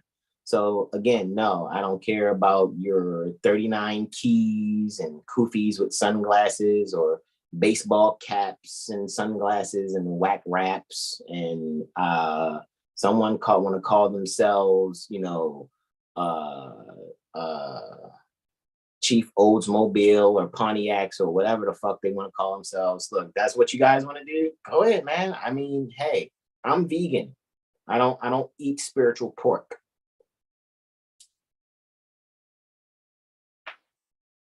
Or any other spiritual meat. I don't eat that stuff. I'm all about spiritual fruits and vegetables. Spiritually plant-based. I'm talking about plants that come out the ground, out of the soil that you put in the soil, maybe some cocoa core and worm castings with some perlite, you know, that mixed together. That's what I'm talking about. Right? Shout out to my beloved mother, mistress consort, in whom I'm well pleased, right? So now you guys see what we have here for just the General Assembly, right? You know, you can see what you can, you know, press conference with Rachel at 10 a.m. on the 16th on Tuesday, House local government updated. That's what they're calling it, right? Has nothing to do with our sovereign theocratic government. What it does have to do with that is the fact that we can move these beings out of our way because they had to recognize, and that's why I said it's recognized in the House Resolution 0689 for the 97th Illinois General Assembly, right? It's recognized there, you know what I mean? And when people are like, well, that only says for January 8th to the 15th, 2012 for as Moorish American Week. Isn't one of your questions in the 101 how many days are in a week? 7. How many days are in a year? 7. So Moorish American Week is Moorish American Year, and it's in perpetuity because that which we were yesterday or in the past, we are today. See, you gotta really know how to. This science is beautiful. You can proton anything. It's like a DeLorean. You're gonna go back to the future. Also at 10 a.m., the House has an election law and campaign finance reform. Look at that. Look at that. 10 a.m. again, House has health update. And 1 p.m., Senate has finance. 2 p.m., Senate has pensions and retirements and aging. Might want to go and check that out, y'all. Like, you know, oh, well, hey, what's going on? Or find out what's happening with the general assemblies that's near you, occupying your ancestral estate, feigning as if they have some say-so over you. If you're not participating in commerce for taxation purposes, in other words, you're not under the Secretary of Commerce and under the Secretary of Treasury, this has nothing to do with you. So stop calling yourself a North Carolina state citizen, a North Carolinian. I'm in the state of North Carolina. Stop saying you're in a certain county, in a city, or in a stop it. because you're not doing commerce for tax purposes. And if you think you are, I guarantee you're not doing it knowingly with full comprehension. So it'll be best for you to not participate that way and find out how to be adequate and sharp in not dealing with things that way. Period. North Carolina Constitution. Brother Sean, this is what we looked at, right? Because, what I did was when I was here, I had clicked on the bills and laws and I saw, oh, they got the North Carolina Constitution. So that's the next tab. And then I saw the general statutes, right? So we'll get the general statutes table of contents. I was like, all right, that's cool. But I was like, where's the administrative code? So I just had to Google that. And that's the 4th tab, right? So here's number 2, right? The Constitution. Number 3, the North Carolina general statutes, right? Table of contents are right there. And then the administrative code. All right. And so, Brother Sean, you want to read the North Carolina State Constitution, the preamble? For sure. We, the people of the state of North Carolina, I'm trying to get my Woods, North Carolina voice on, grateful to Almighty God, the sovereign rule of nations for the preservation, that's some bars there right there, the sovereign rule of nations for the preservation of the American Union and the existence of our civil, political, and religious liberties, and acknowledging our dependence upon him for the continuance of those blessings, to us and our posterity due for the more certain security thereof and for the better government of this state, ordain and establish this Constitution. Preservation of the American Union. No, they didn't. It says them, the people of the state of North Carolina. That's those that's like, okay, we're the voters of it, right? And then what they can do is vote who's going to be appointed. Like, okay, so we're a part of a major astrological society, right? At the end of the day, there's some people who are likened unto the board. You know what I'm saying? And I'm pretty sure that group of beings vote who's going to be the president and vice president and secretary and treasurer for that major astrological society. Okay, cool, great, right? Same thing is happening here. Why do you think we have our own divine constitution and bylaws? So that being Moorish American, we are comprehending how to be moving in honor pertaining to the constitutional fold of government, which is really an honor pertaining to what your mother has taught you. And then when you go out into society, like an episode of Bridgerton, stepping out in society. Right, yeah, I was looking at that too. It's like we, the voters of the state of Chain, North Carolina, grateful to Almighty Callupon, the sovereign ruler of mothers or nations, right, for the preservation. Yeah. The Almighty to call upon, right? Oh. Go ahead, read it again, bro. Hold on 2 seconds. That is me. Read it again, bro. Matter of fact, while you do that, I'm gonna pull up this etymology real quick of American while you handle that, because I did pull that up, right? Oh, you still got that? Cool, I got you. Now my ass me. We, the people of the state of North Carolina, grateful to Almighty God, sovereign ruler of nations, for the preservation of the American Union and the existence of our civil, political, and religious liberties, and acknowledging our dependence upon him for the continuance of those blessings to us and our prosperity, due for the more certain security thereof and for the better government of the state, ordain and establish this Constitution. All right, so let me see if I get that screen share. True. My bro handles it. I'm gonna show y'all this etymology and pull that up, bro, while you handling that.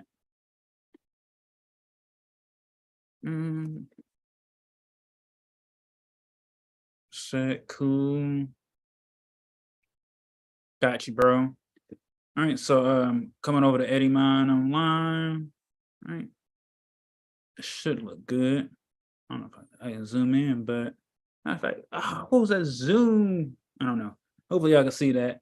American, noun, 1570s, originally, quote, one of the Aboriginal peoples discovered in the Western Hemisphere. They lying on that discovered. But anyways, discovered in the Western Hemisphere by Europeans, end quote, from modern Latin Americanus, from America. The original sense is now Native Americans, straight denationalized. The sense of, quote, resident of North America of European, originally British descent, end quote, is from 1765. All right. So then we got American as an adjective now, 1590s, quote, pertaining to the Western Hemisphere and its Aboriginal inhabitants, from modern Latin Americanus, which is from America again. The sense of, quote, pertaining to the residents of North America of European, originally British descent, is recorded by 1640s. Later, pertaining to the United States, end quote, French American, Spanish and Italian, Americano, Germans, Americanisch. Shoot that film from Americanus, attested from 1838. The American Beauty rose, so-called, from 1886. American English as a sub-language, attested from 1806.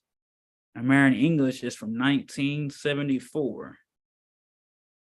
Muy interesante. So that was from Eddie Mount Online. Definitely go check that out. And I think I might have that window pulled up for that too, bro. Where is we at? All right. So coming back here, hit that. I'm at the screen share. I think I got that what's the name pulled up too. One sec, bro. Bam. That was federal rules. Now we want to come here. All right. Back to that.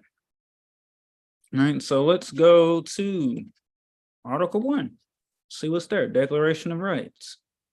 As we already read that preamble. So Article 1, Declaration of Rights, that the great, general, and essential principles of liberty and free government may be recognized and established, and that the relations of this state to the Union and government of the United States and those of the people of this state to the rest of the American people may be defined and affirmed. We do declare that, right? Section 1, the equality and rights of persons. Make sure you go, look persons up, right? Section 1, the equality and rights of persons. We hold it to be self-evident that all persons are created equal, that they are endowed by their creator with certain inalienable rights, that among these are life, liberty, the enjoyments of the fruits of their own labor, and the pursuit of happiness. Section 2, sovereignty of the people. All political power is vested in and derived from the people. All government of right originates from the people, is founded upon their will only, and is instituted solely for the good of the whole.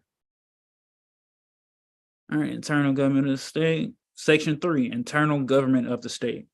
The people of the state have the inherent, sole, and exclusive right of regulating the internal government and police thereof.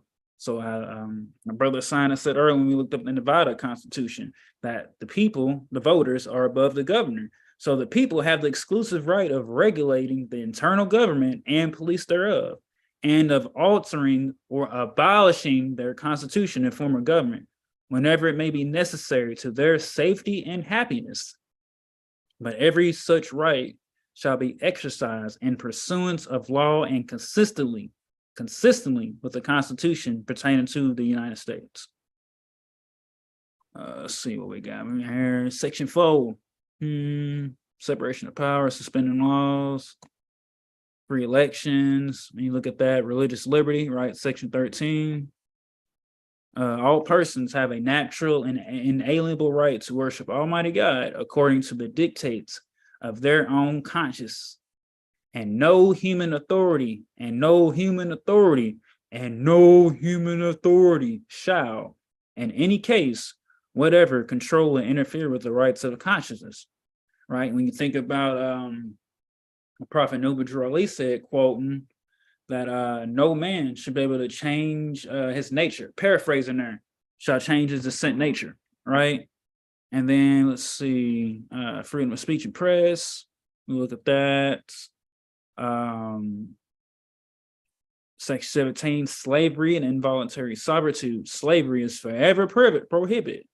Involuntary servitude, except as a punishment for crime whereof the parties have been adjudged guilty, is forever prohibited. Where was that one? I was looking at here we go.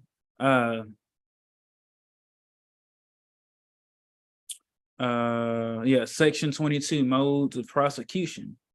If you remember, I think it might have been last cycle, maybe the previous, where we was bringing up about indictments. So 22, modes of prosecution, except in misdemeanor cases initiated in the district court division, no person shall be put to answer any criminal charge by indictment, presentment, or impeachment.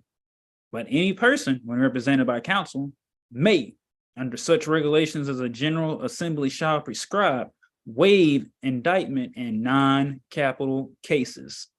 So everybody should go look that up for the state republic that you are near, for the modes of prosecution, where it says, unless you are indicted, you don't have to answer the shit, right? Let's see, rights of accused, 23. In all criminal prosecutions, every person charged with crime has the right to be informed of the accusation and to confront the accusers and witnesses with other testimony. It makes you think to that ticket when they try to write it and they try to be the witness and the complainant. With other testimony, and to have counsel for defense, and not be compelled to give self-incriminating evidence, or to pay cost, jail fees, or necessary witness fees of the defense unless found guilty. Let's see what we got. Militia, right to bear arms, hereditary amongst honors. Right, so let's come back. That was one. All right, let's go to the legislator. All right. Article 2, Section 1. The legislative power of the state shall be vested in the General Assembly, which shall consist of a Senate and a House of Representatives. So let's go down. Let's see. We're looking at elections, term of office, vacancies, presidents, oath of members, right?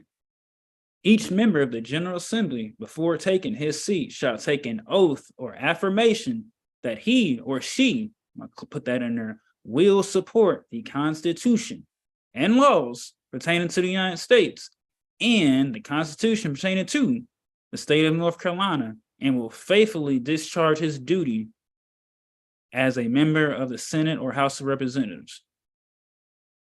All right, so record request. Where's your oath? You took that.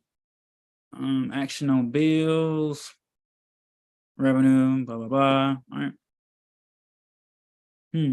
Executive. Let's check that out. All right, executive power, Section 1. The executive power of the state shall be vested in the governor. All right, got elections and terms. Blah, blah, blah. Oath of office. So once again, just like the Senate, the governor's got an oath of office too. The governor, before enter upon the duties of his office, shall, before any justice of the Supreme Court, take an oath or affirmation that he will support the Constitution and laws of the United States and the state of North Carolina, and that he will faithfully, good faith, perform the duties pertaining to the office of governor. All right, duties of governor, residence. The governor shall reside at the seat of government of this state. So we got those, we got his duties. Yappity yap, seal. All right, so that was an executive. Let's go to judicial. All right, the judicial power of the state shall, as accepted and provided in section 3 of this article, be vested in a court for the trial of impeachments and in a general court of justice. The General Assembly shall have no power to deprive the judicial department of any power or jurisdiction that rightfully pertains to it as a coordinate department of the government, nor shall it establish or authorize any courts other than as permitted by this article. Let's see, y'all can go through that, judicial powers, right? Hey, scroll down. And I know me and Brother Hasan looked at this other, suffrage and eligibility to office, right? So if we come to, back to Eddie Mine Online, should still have my search there, right? Suffrage. Now, late 14th century, quote, intercessory prayers or pleas on behalf of another, end quote, from Old French, suffrage, plea, intercession, 13th century, and directly from medieval Latin, suffragium, from Latin suffragium, quote, support, ballot, votes, right of voting, a voting tablet, from suffragari, lend support, vote for someone. All right, so they come back. Suffrage and eligibility to office. Section 1, who may vote? Every person born in the United States and every person who has been naturalized 18 years of age and possessing the qualifications set out in this article shall be entitled to vote at any election by the people of the state, except as herein otherwise provided. All right, so you got the different qualifications, elections. Once again, it comes back to the oath. Oh, would you looky? Section 8, disqualifications for office. The following persons shall be disqualified for office. First, any person who shall deny the being of Almighty God. Second, with respect to any office that is filled by election by the people, any person who was not qualified to vote in election for that office.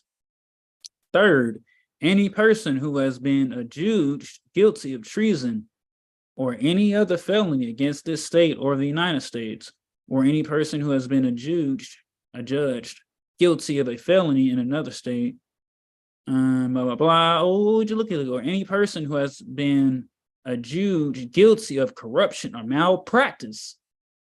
When you think of what is that? USC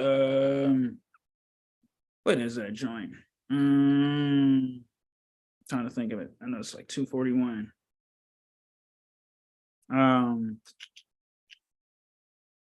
Yeah, it should be 18 USC, 241, 242, right? When you look at that, which would go in harmony with this, guilty of corruption or malpractice in any office, or any person who has been removed by impeachment from any office and who has not been restored to the rights of the citizenship in the manner prescribed by law. Dual office holding. That's interesting, right? When you think of these beings being bar members too and holding these positions, dual office holding prohibitions. It is salutary that the responsibilities of self-government be widely shared among the citizens of the state, and that the potential abuse of authority inherent in the holding of multiple offices by an individual be avoided. Therefore, no person who holds any office or place of trust or profit under the United States or any department thereof, or under any other state or government, shall be eligible to hold any office in this state that is filled by election by the people. This makes you think, makes you go, is that right? No person shall hold concurrently any two offices in this state that are filled by election of the people. So we got that. All right, cool. That was the end of that. All right, then you got local government, which got those. You got the military, which don't apply. And man, where was that one I looked at that was interesting, right? All right. So then we got, you come back on that. Then you have the North Carolina General Statutes. And I pointed out Brother Hasan, I'm like, yo, bro, did you see this? It's chapter 1E, Eastern Band of Cherokee Indians. All right, so you got Article 1, full faith and credit. So let me scroll up here, Eastern Band of Cherokee Indians, Article 1, full faith and credit. The courts of this state shall give full faith and credit to a judgment, decree, or order signed by a judicial officer of the Eastern Band of Cherokee Indians and filed in the Cherokee tribal courts to the same extent as given a judgment, decree, or order of another state, subject to the provisions of subsections B and C of the section, provided that the judgment, decrees, and orders of the court of this state are given full faith and credit by the tribal courts of the Eastern Band of Cherokee Indians. Man, I wonder if they got definitions. Let's find that. Man, get the shit out of my face. Let me move bro to the side. All right, let me just come back. All right. Eastern Band. Let's see if they got some definitions. And they do not. Interessante. Oh, hold on. Application and meaning of terms. Let's see. No. Corporate limits to the city. Corporate limits of the city to mean the boundaries of the trust lands pertaining to the Eastern Band of the Cherokee Indians, wherever located within the states of North Carolina. Muy interesante. Law enforcement agencies of local law enforcement to include the Cherokee Police Department, the Cherokee Marshal Service, the Tribal Alcohol Law Enforcement Division of the Eastern Band of the Cherokee Indians, and the Natural Sources Enforcement Agency of the Eastern Band of Cherokee Indians. All right, y'all can go check that out. Let's see what we got. Civil procedure. We got rules of civil procedure, enforcement of judgments, jurors, interpreters, oaths. Let's see what oath says. All right.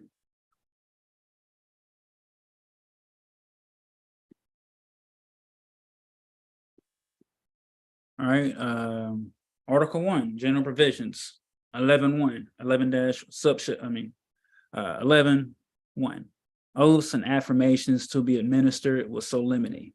Whereas lawful oaths for discovery of truth and establishing right are necessary and highly conducive to the important end of good government, and being most solemn appeals to Almighty God as the omniscient witness of truth and the just and omnipotent avenger of falsehood. And whereas lawful affirmations for the discovery of truth and establishing right are necessary and highly conducive to the important end of good government, therefore, such oaths and affirmations ought to be taken and administered with the utmost solemnity. All right, so that was that. Let's go administration of oaths. 11.2. Judges and other persons who may be empowered to administer oaths shall, except in the cases in this chapter accepted, require the party to be sworn to lay his hand upon the Holy Scriptures, in token of his engagement to speak the truth, and in further token that, if he should swerve, lead away from the truth, he may be justly deprived of all the blessings of that holy book and made liable to the vengeance which he has impredicated on his own head. Let me get that again. One more time. Judges and other persons right? Judges, Senate, governor, right? Others who may be empowered to administer oaths shall, except in the cases in this chapter accepted, require the party to be sworn to lay his hand upon the Holy Scriptures and token of his engagement to speak the truth, and in further token that if he should swerve, I like that, he should swerve from the truth. He should swerve from the bond, right? Word is bond. That if he should walk away, swerve away from the truth or bond or oath that he took, he may be justly deprived of all the blessings of that holy book and made liable to that vengeance which he has imprecated on his own head. So let's see if they got some etymology for that, right? Hit search. Type. Oh, all right, this is the imprecate. Imprecate, call down by prayer, typically of curses or malevolent, desires. 1610s, probably a back formation from imprecation. All right, so let's just go to imprecation, right? Noun, mid-15th century, quote, a curse, cursing, from Latin, imprecatunium, an invoking of evil, end quote, a noun of action from past participle stem of imprecare, invoke, pray, call down upon, right? So, God, right? And to call upon. Imprecation is called down upon. So let's come back, right? Invoking of evil, right? So, and made liable to that vengeance what he has called down upon, or that evil on his own head. All right. Muy. Let's see what that says. Affirmation in lieu of oath. Let's see what that says. When a person to be sworn shall have conscientious scruples against taking an oath, man, we've seen that in, I think that was in the Nevada State Republic we went over, against taking an oath in the manner prescribed by GS 11-2, 11-2, 11-3, 11-7, he shall be permitted to be affirmed. In all cases, the words of the affirmation shall be the same as the words of the prescribed oath, except that the word affirm shall be substituted for the word, quote unquote, swear, and the words, quote unquote, so help me God, shall be deleted.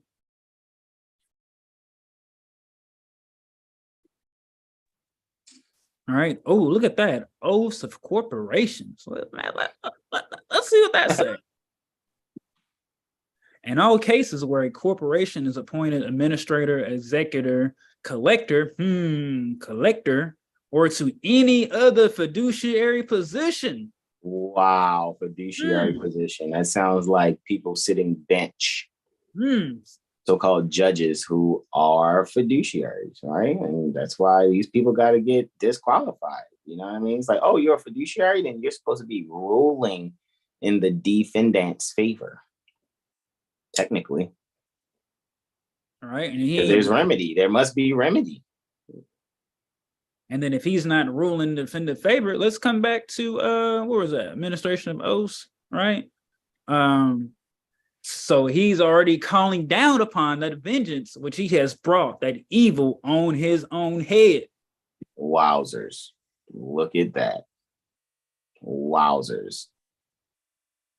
Well, go back to that again. Go back to administration. That's what I'm saying, bro. I brought up that that etymology, right? Of imprecation, right? A curse, cursing, and an invoking of evil, right? Evil from SpongeBob. Evil. Evil. Evil. Invoke, pray, call down upon. He's not calling upon, right? God call upon. He's definitely calling, he's doing the opposite. He's doing the so below. They're not being the as above, he's being the so below. Wowzers. Let's look at that. Okay, go back to the administration of oaths. I had to really take that call, but let me see that administration of oaths again, where you had that.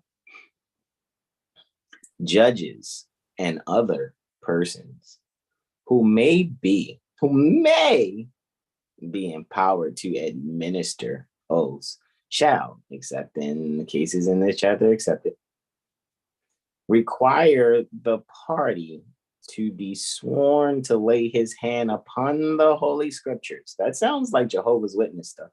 Man, for real. In token of his engagement to speak the truth, in further token that if he should swerve from That's why I was laughing at like swerve. Swerve. All right, swerve from the truth, he may be justly deprived of all the blood sacrifices that the holy book and of that holy book, and made liable to that vengeance which he has imprecated on his own head. Right? So this alone lets you know, like, this is why I was talking about Rule 902. Can you bring that up real quick, bro? You already know, bro. Hit that plus. Man, actually, I think I already got it pulled up somewhere. No, that was a home. Man, where did I have that? Anyway, let me come back here. Rule 902.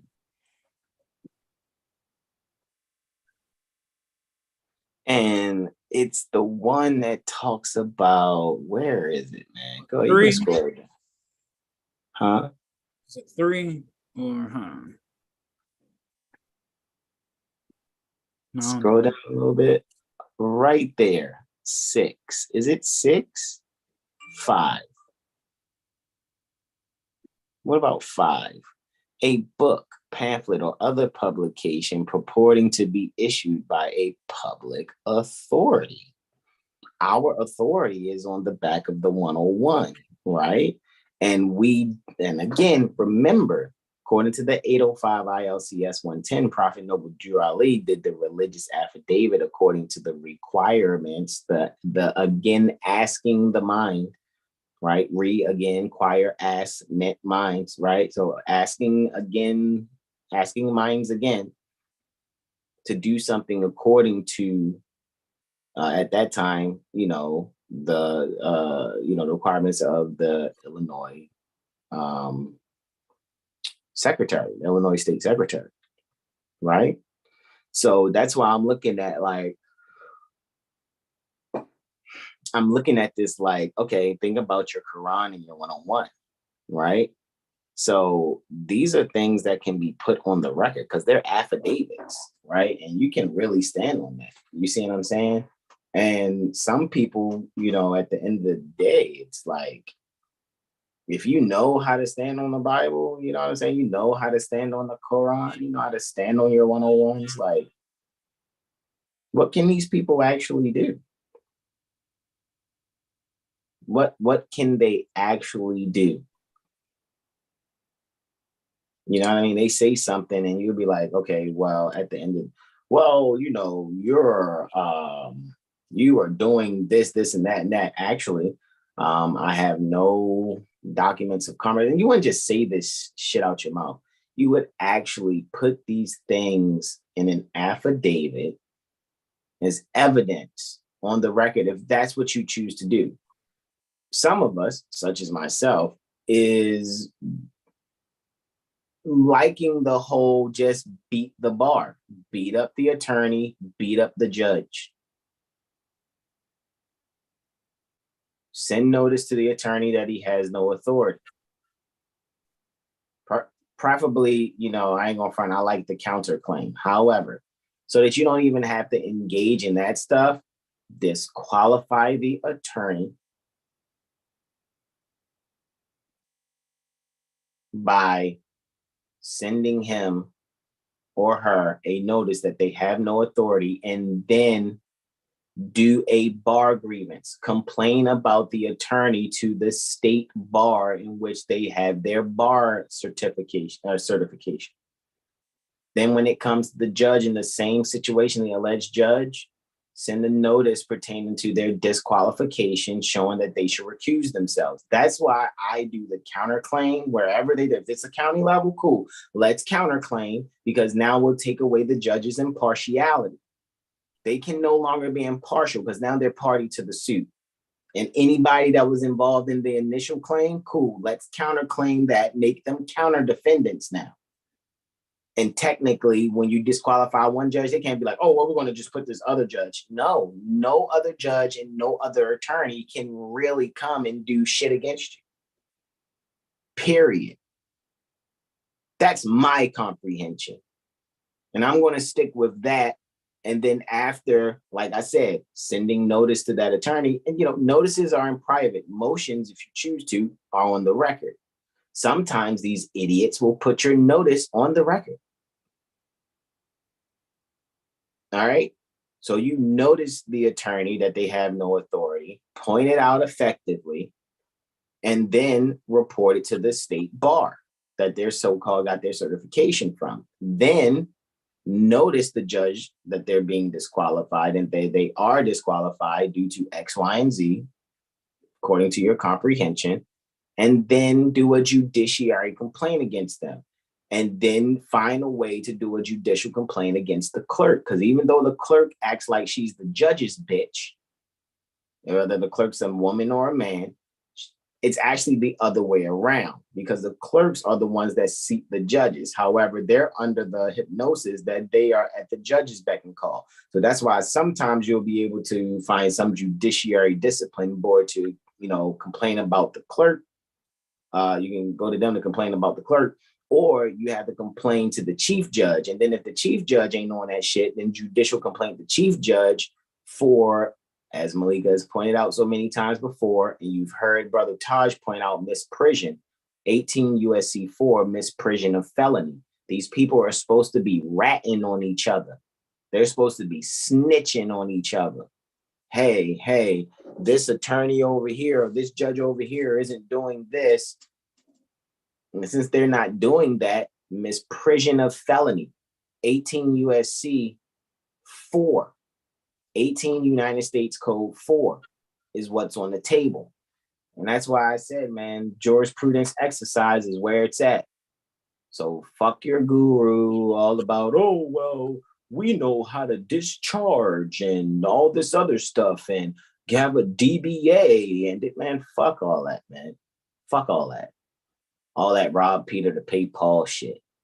Man, all I gotta do now is be a state national, man. So I gotta get my $1,500 up for this package this brother got for me, man. I'm gonna win everything. I know how I beat up I know I beat court cases now, son. No, you don't. You're a liar. You're a fucking liar. Misprision of felony. Whoever having knowledge of the actual commission of a felony cognizable by a court of the United States conceals and does not as soon as possible make known the same to some judge or other person in civil or military authority. This is why I said we need to have military police, one on my shoulder here on the right shoulder, one here on the left hand shoulder. And then let's have a sit down with these people and then talk to them. We ain't gotta be angry. We ain't gotta be smart mouth. Like, to be smart is to be hurt. So Prophet Noble Drew Ali didn't say speak in a smart tone. He said speak in an intelligent tone. So that's why, this is why, because when I read these things, I don't really go in so much. I just really keep a lot of stuff in my heart and share with my bros. However, when I'm in the jurisprudence gym, it's like, yo,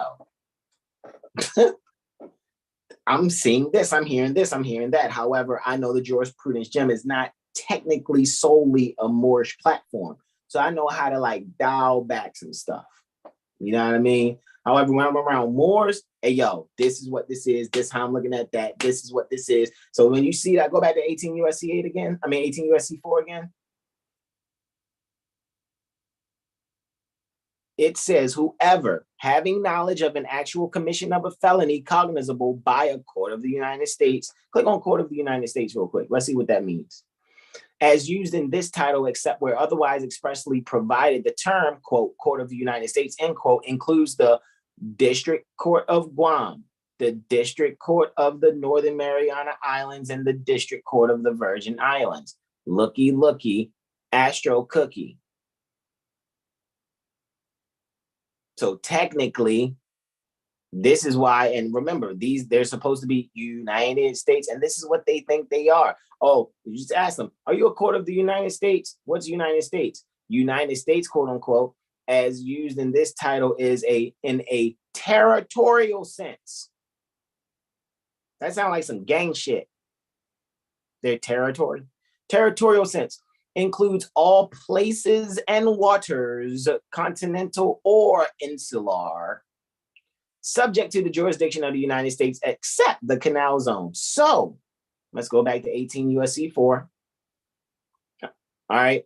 Whoever having knowledge of the actual commission of a felony cognizable by, so it can be cognizable by a court of the United States, conceals and does not as soon as possible make known that the same commission of the felony, which is cognizable by the court of the United States, is told to a judge or other person in civil or military authority under the United States, shall be fined under this title or imprisoned not more than 3 years, or both.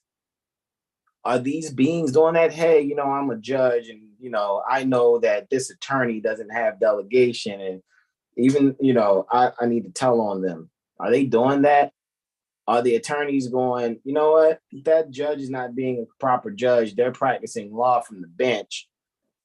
And again, these people hijack. They're all a part of the bar. And this is why I said, when we do go to sit down with these people, yes, I am a strong advocate for us having military police on each side. Just to dial back a little bit, Brother Sean, when you was first reading the preamble, Mother Barbara was like, Sean sounds like he's wearing a straw hat and spitting tobacco. That was funny. I saw that there. Yeah. I was waiting like, ding. Anyway, Mother Barbara says, resident making legal determinations. Yes, they are. Katrina, hey, Katrina, peace and greetings to you. She's like, whoa, right? Put an emoji in there. Mother Barbara says, exactly. Mother Barbara says, Morisco? Talk about, I think, that band of East Indians or whatever you had up there. Right, the Cherokee band of East Cherokee Indians, right? Brother Tyrell says, what is the USC to disqualify the attorney? What? Ooh. Go to Texas Rule 12, since that's being asked right now. Texas Rule 12, let's look at that first, because to disqualify the judge is 28 USC 455. A party in a suit. So this is Texas Rule of Civil Procedure 12. A party in a suit or proceeding pending in a court of that particular state, right, Texas, by sworn written motion stating that he believes the suit or proceeding is being prosecuted or defended without authority, cause the attorney to be cited to appear before the court and show his authority to act. Now, you may be thinking to yourself, for example, like Brother Tyrell, I know you're not technically near the Texas State Republic. So, however, you can utilize the full faith and credit, right? Article 4 pertaining to the Constitution, Section 1, full faith and credit, right? So what is the North Carolina Authority? That would be, what is it? Where do they, is that it? Is that it? Really? Stop it. That's not it. Scope of representation and allocation of authority between client and lawyer. Subject to paragraph C and D, lawyer shall abide by a client's decision. Abide by a client's decision. Abide by a client's decision concerning the objectives of representation and, as required by Rule 1.4, shall consult with the client. Consult with the client as to the means by which they are to be pursued. So in other words, they'd be like, yo, like, which way you want me to do this for you? A lawyer may take such action on behalf of the client as is impliedly authorized to carry out the representation. on behalf of the client as is impliedly authorized.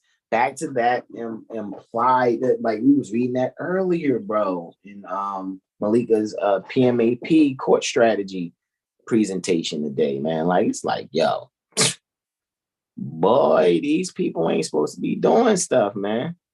They really not. And it makes me think if Malika has that, like, which I'm trying to think which hashtag. You got Lawful Living open? No. You need to shut down so you can log in? Yep, give me 1 second. Yeah, because let's see if we can look for the hashtag. Maybe we can do ANA, do hashtag ANA, or hashtag show authority. We'll see which one pops up or whatever. You know what I'm saying? So that we can actually, like, and again, everybody has their different mindsets with these things. I know if I profess that I'm the so-called smartest or most intelligent being in a group, I'm a fool.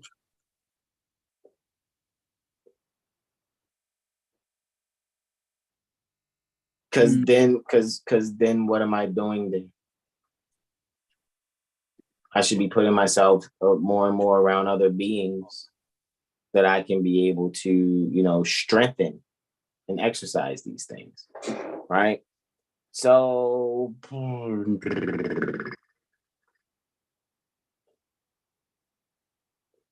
let's see. What do we have here?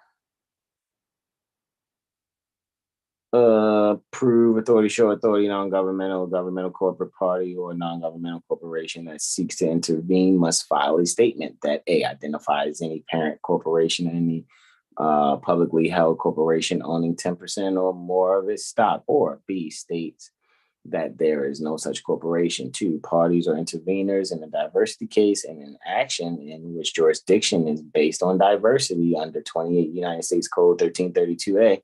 A party or intervener must, unless the court orders otherwise, file a disclosure statement. The statement must name and identify the citizenship of every individual or entity, right, whose citizenship is attributed to the party or intervener when this action is filed or removed to federal court, and when any later event occurs that could affect the court's jurisdiction under 1332A. Time to file supplemental filing. Scroll down. And this is what? Which hashtag you put in here? Show authority. Got you. Let's see. That's Oregon show authority right there. She has for Oregon revised statutes. The court or judge thereof may, on motion of either party and on showing reasonable grounds therefore, require the attorney for an adverse party to prove the authority under which the attorney appears, or attorney appears and until the attorney does so, may stay all proceedings by the attorney on behalf of the party for whom the attorney assumes to appear, which means they're going to stop. Once there's a, hey, show your authority, it's like, skirt, the pause button, like you said earlier. Scroll down, bro.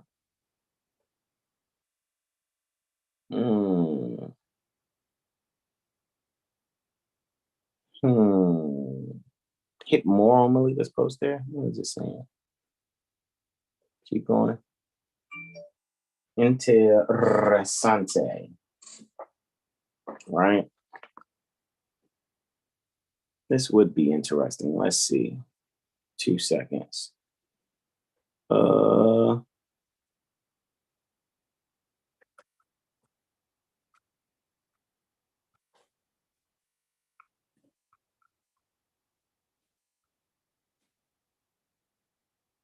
Let's see what happens. All right. Back to you, broski. Here I is. All right. All right. So That is interesting. I know she was talking about, you know what I mean, putting it together. Okay, so let's do this. Oh, motion to show authority. Why defendant should not be held in contempt for failure to produce. Look at that. Look at that. That's interesting. This is just an example from that JD group. Yeah, that's interesting. I know that she was talking about like we need to make it so that we have every so-called states, you know, do prove authority. What happens when you hashtag prove authority?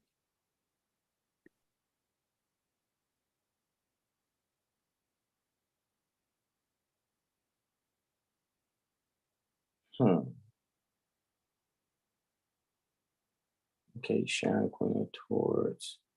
I read that one. Got you. Interessante. What happens when you do, yeah. Might be, let's see, might be attorney no authority. Let's see. Yeah, might be attorney no authority. Jesus, Bruce Lee Christ.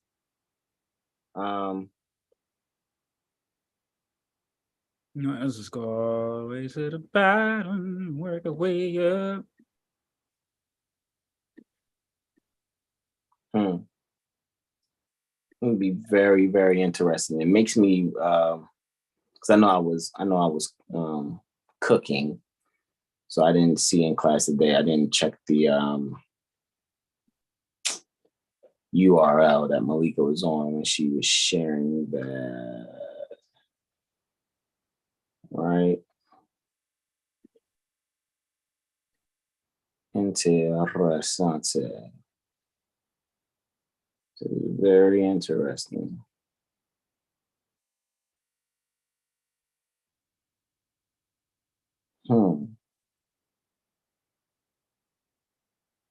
That's interesting.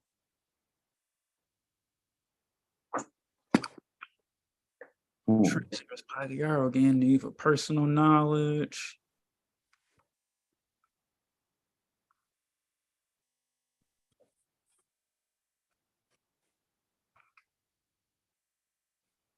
Boom.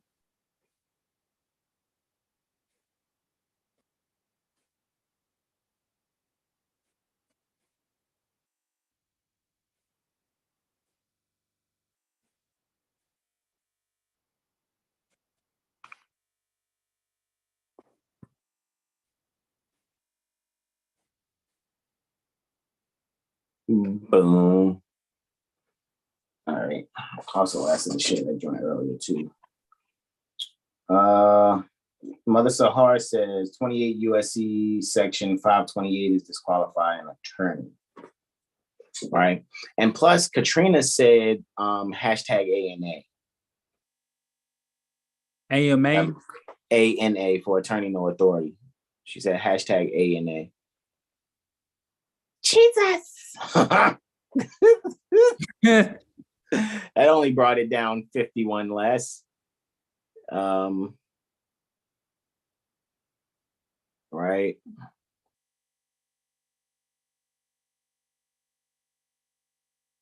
Hold on. Interesting. And that's what Malika was just going in on today about that portion of Rule 17. That's where she's talking about the ratification also.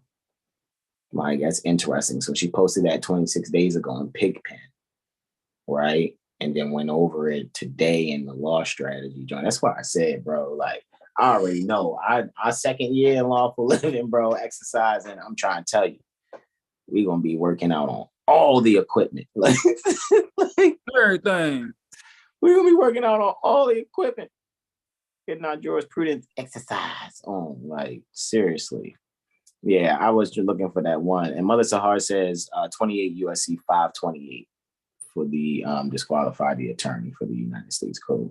Oh, I remember this joint when Sonny posted that, how he read earlier.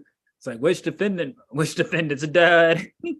Exactly. Yeah, exactly. Because according to, you know what I mean, I think, like we said, Yeah, Judiciary Act 17. Judiciary Act. Yeah, 1789. Yeah, absolutely. Right.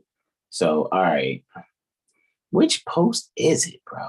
That's interesting. Which one is it? Right. Yeah. Katrina, if you know which post it is, where it's like, because I think it was looking, Malika was looking for the different ones by state, so to speak. Right. That's what Malika was showing earlier, because it's just we just want to get a list of all the attorney no authorities. You know what I'm saying? Like, respectfully get every single last one of them. You know what I mean? Man, project to work on. What'd you say, bro? I said a project to work on to see what everybody got. Yo, that'd be fire. Yeah, indeed. So let's see, brother Sean. Because I want to say she might have pinned it. So let's go back to the top. Let's just go back to the top and work our way down just a little bit, and then we'll go into some other things. All right, scroll down. Hold on, what's that? That's from 10 days ago. Okay, go ahead. That's from 10 days ago. That's from 15 days ago. Right. All right, let's see. Hold on, scroll back up.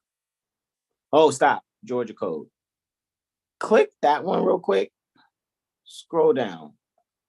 Okay, no. So that's just, I guess, them putting up one for Georgia. Scroll back up. What is Malika saying there? Click more on her one with Carl Collicott in the beginning. Let's see what's happening there. Okay, that's dealing with eviction and foreclosure. That's from rent free. You can scroll down slowly. Got you. So she did hashtag ANA in there also. All right. To go along with that. Keep going, broski doski. Hit more on that one with the rule 17. Let's see. Yeah, she was definitely going in on this earlier. All right, scroll down. Scroll down. Can we keep it going? Hold up, wait a minute. What we got there? Okay. We can keep it going.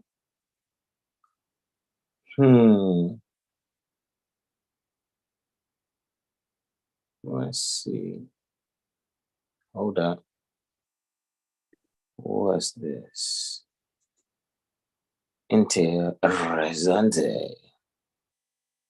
Okay, you can continue, bro.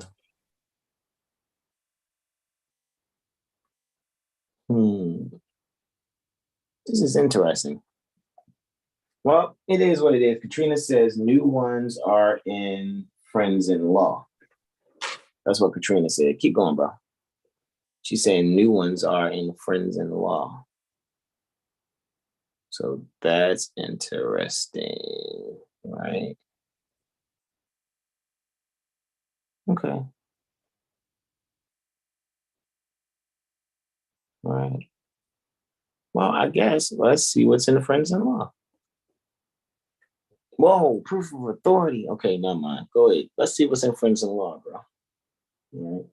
What are you searching for? Mother Barbara, what we're looking for is the post where, because I know Malika wants to do the same thing as she did when we found in the state, when it was a compiled one for in the state, for different ones, which made me like look at certain other statutes to see where else they ever said in the state or things like that. You know what I mean? But we're looking for the one that pertains to attorney no authority, right? Which is, you know what I mean? It would be pretty interesting to find that, right? To see that, right? But it's like, if we can't find it, that's fine. You know, nobody can post the link. That's fine too. It doesn't matter. Because what we'll do is, even after this, we'll actually find it. For real. We will pick it apart and be like, oh, okay, there it is. There, we finally found it. You know what I mean? Because I don't mean to belabor the search too much. I was just trying to see if I recognize it at a quick glance. But if you guys find it before we do, pertaining to the proving authority, you know what I mean? Proving authority for all different so-called states, that'd be fine with me. You know what I mean? But we already know, Brother Sean, like we kind of look and see it's 7 of them, right? I mean, hold on, what was that first one that Sharon did? Where was that? That's in Beat the B.A.R. How far does that extend? Okay. You can continue, bro. All right. That's why you never know. It might be show authority. And then we already seen this one, I think, right? Yep. Exactly. So, and then, right, exactly. So that's what that was there. And so it's like a matter of just finding them all where that's why I said we can go back, going to today's class that happened today and really just even look at that URL and be like, oh, okay, that's what it is. Right. Because, we're formulating our things so that we can be able to, okay, here. Right. But I guess what you could do now, bro, is Mother Sahar had mentioned 28 USC 528. Right. That's where she was saying disqualification of officers and employees of the Department of Justice. The Attorney General shall milk forth, because promulgate means to milk forth, rules and regulations which require the disqualification of any officer, and an attorney is an officer of the court, right? Quote unquote, or employee of the Department of Justice. I don't know if they're a part of the Department of Justice. However, if you go and check their certifications, and it has to deal with that. All right.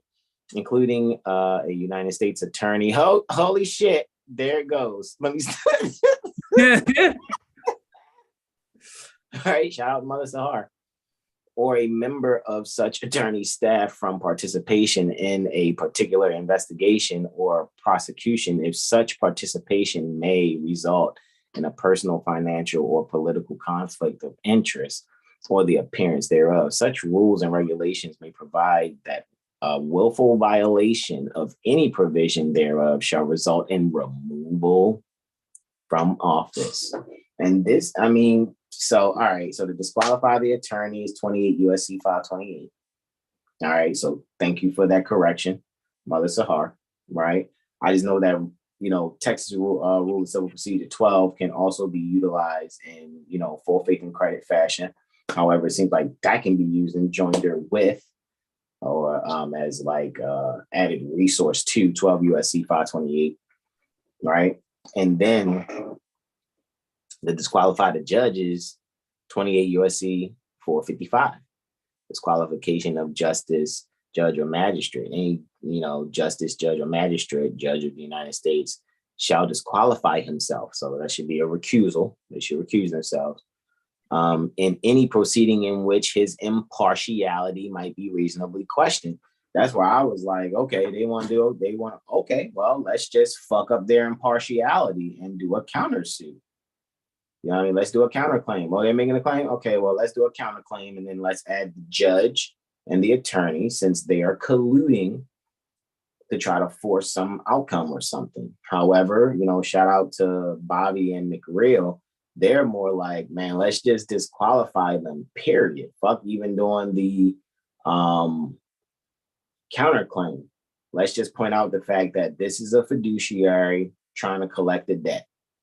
You know what I mean? You're a fiduciary trying to handle debt collection practices. You know what I mean? Just in short, that's why when you saw us go live a couple of lives ago and Malika and McReal were live with us and we were going over, we briefly had pointed out. And I want to know if that was when he was going over the Ohio stuff, bro.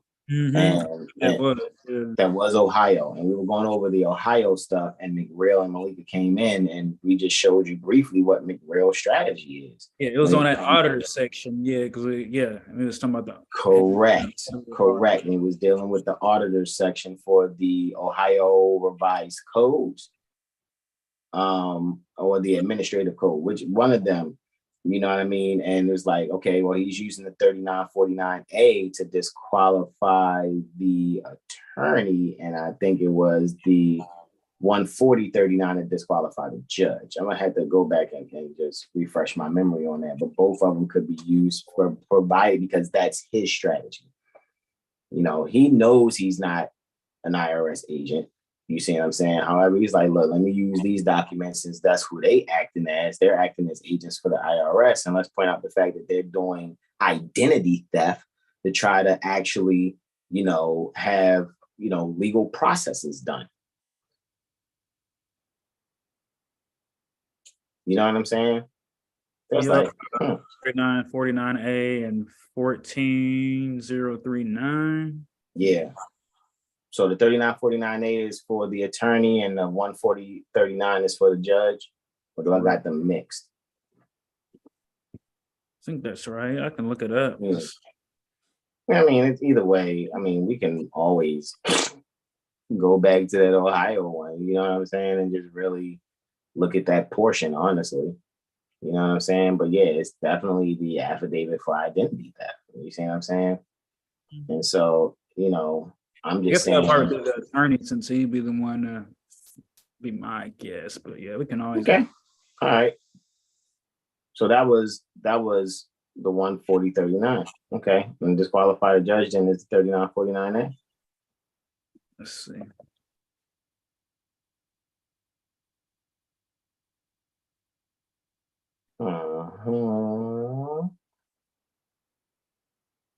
Information referral. Okay. I'm really starting to think that because the information referral, I think that's the one for the attorney, but it is what it is, man. Yo, let's get back to the North Carolina. Yeah. I mean, well, I'm glad we went through this just to kind of, you know, plant the seeds effectively. Right. And that just came off of that whole looking at that administration of oaths things, bro, that you was going in just off of. This is just general provisions, bro. You was just going off of general provisions, bro. You know what I'm saying? For the this is dealing with what? The first general statute? Yep. Wow. Well, you see chapter 11 on oaths. Okay. All right. Got you. All right.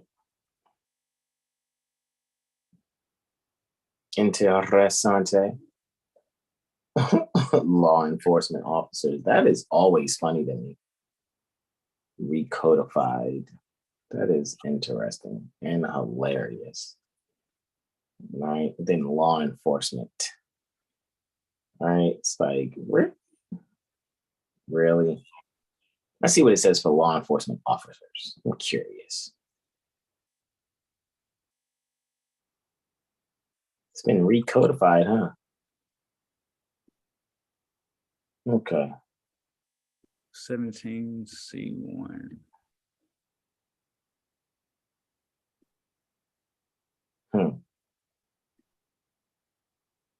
What did that just say? Findings and policy. General Assembly finds that the administration of criminal justice, criminals get justice, is of statewide concern, and that proper administration is important to health, safety, and welfare of the people of the state.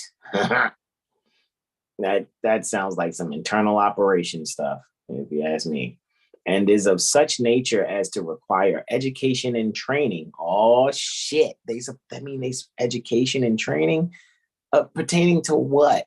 What are you educating and training them on? How to be criminals, and then you're going to provide them justice by turning the eye, like, oh, I didn't see that, and then give us reason to, you know, point out misprision of felony, and then have you guys sued for that shit, right? Education and training of a professional nature. Professional nature. Where in nature does professionalism grow on a bush out there? Did I miss it? Do we go foraging for professionalism out there? I'll just correct me if I'm wrong. It is in the public interest. Sounds like some military shit. That such education and training be made available to persons who seek to become criminal justice officers, persons who are serving as such off-icers in a temporary or probationary capacity, and persons already in regular service, right? Pyro says gratitude for the wisdom, brothers and sisters. Indeed, Malika and Malika goes 7 hours going Lawful living Zoom, posted in PMAP and all access. Yeah. That's the yeah. That was We were. I don't know if you attended class, Katrina, but yeah, we were there. I just had the headphones in while I was cooking, honestly, because I heard when she brought that part up, but my hands were already in, wet batter, frying mushrooms. So that's why I said I can just go back and look at it. All right, bro. But thanks, Katrina. I appreciate you. Definitions. Let's see that. Let's look at definitions. Unless the context clearly otherwise requires, the following definitions apply. They pray, They beg, they petition in this article. Commission, the North Carolina Criminal Justice Education and Training Standards Commission. That sounds like somebody you would complain to. Criminal justice. Like, why are criminals getting justice? like, am I the only one reading it like that? Am I the only? Oh, damn! Hospital internet one like that. That sucks, Katrina. Okay, I'll get well soon. So I mean, you can go back and look at the playbacks if you can't stream live. Then with everyone, then I'm pretty sure you can go look at the playback. At least I'm hoping you can go back and look at the playback. All right. So with that being said,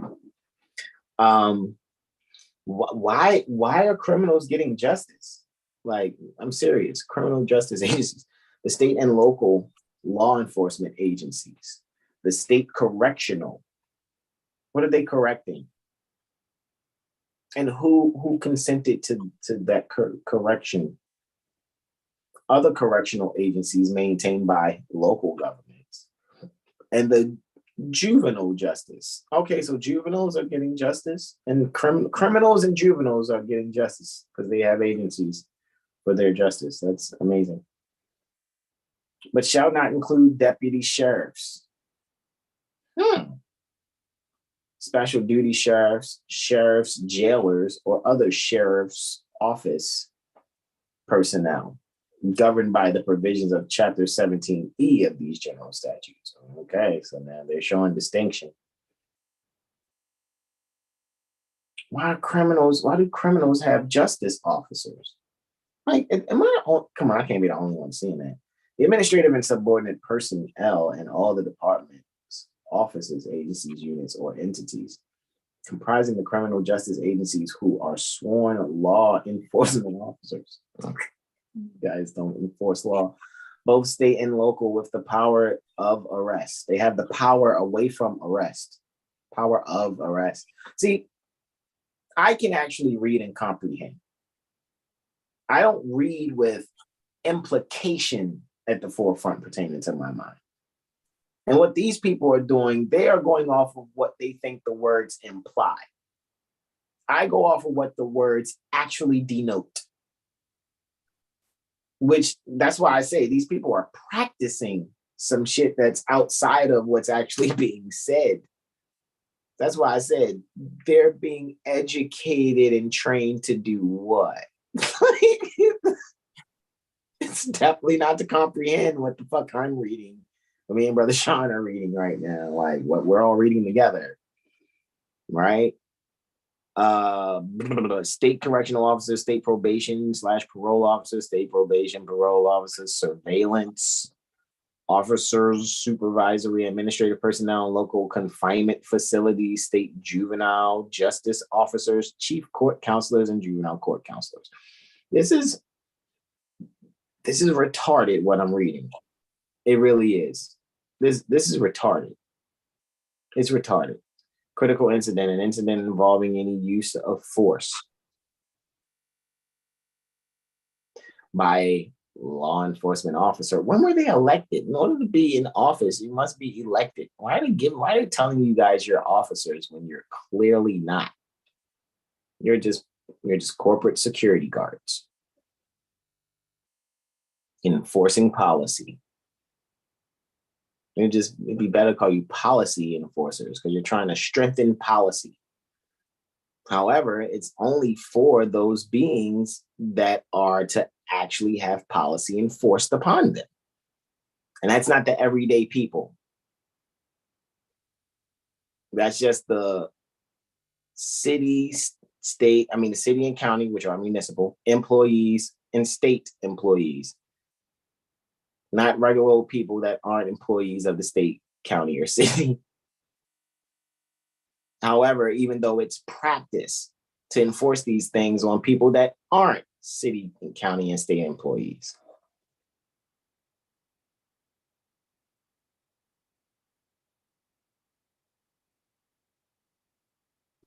It's horrible, right? Mother Barbara says, yes, intentionally. Sounds like they're military policies and they're fosters. And indeed. You can go back out of this, Brother Sean. Let's see what else we can find. Let's scatter. We already know what 20 is. We done came across chapter 20 so many times. That's motor vehicles. We're more than familiar with that one. Mm-hmm. Maybe some people want to see that. Maybe. Go ahead. Let's do a little bit of 20. Let's do the definitions for 20 so people can actually see. Because motor vehicles, this again, in order for something to be classified as a motor vehicle, you guys have to be knowing that you're doing commerce for tax purposes. And when you register,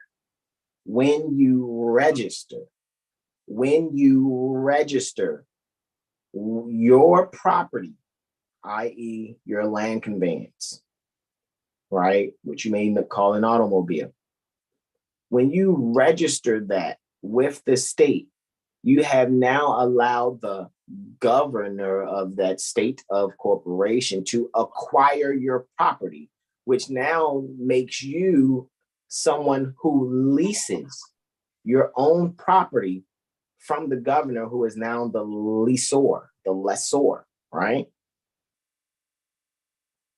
However, you don't have a contract. You don't have an oath of office. There's no application on file that you want to be a contracted commerce agent for tax purposes. And there's no separately written, separately autographed, certified statement that says you're going to be using that property for more than 50% of its use and time doing trade or business, which is performing functions of public office at the pleasure of the governor. Which means now you need to put in a statement that the certification is false.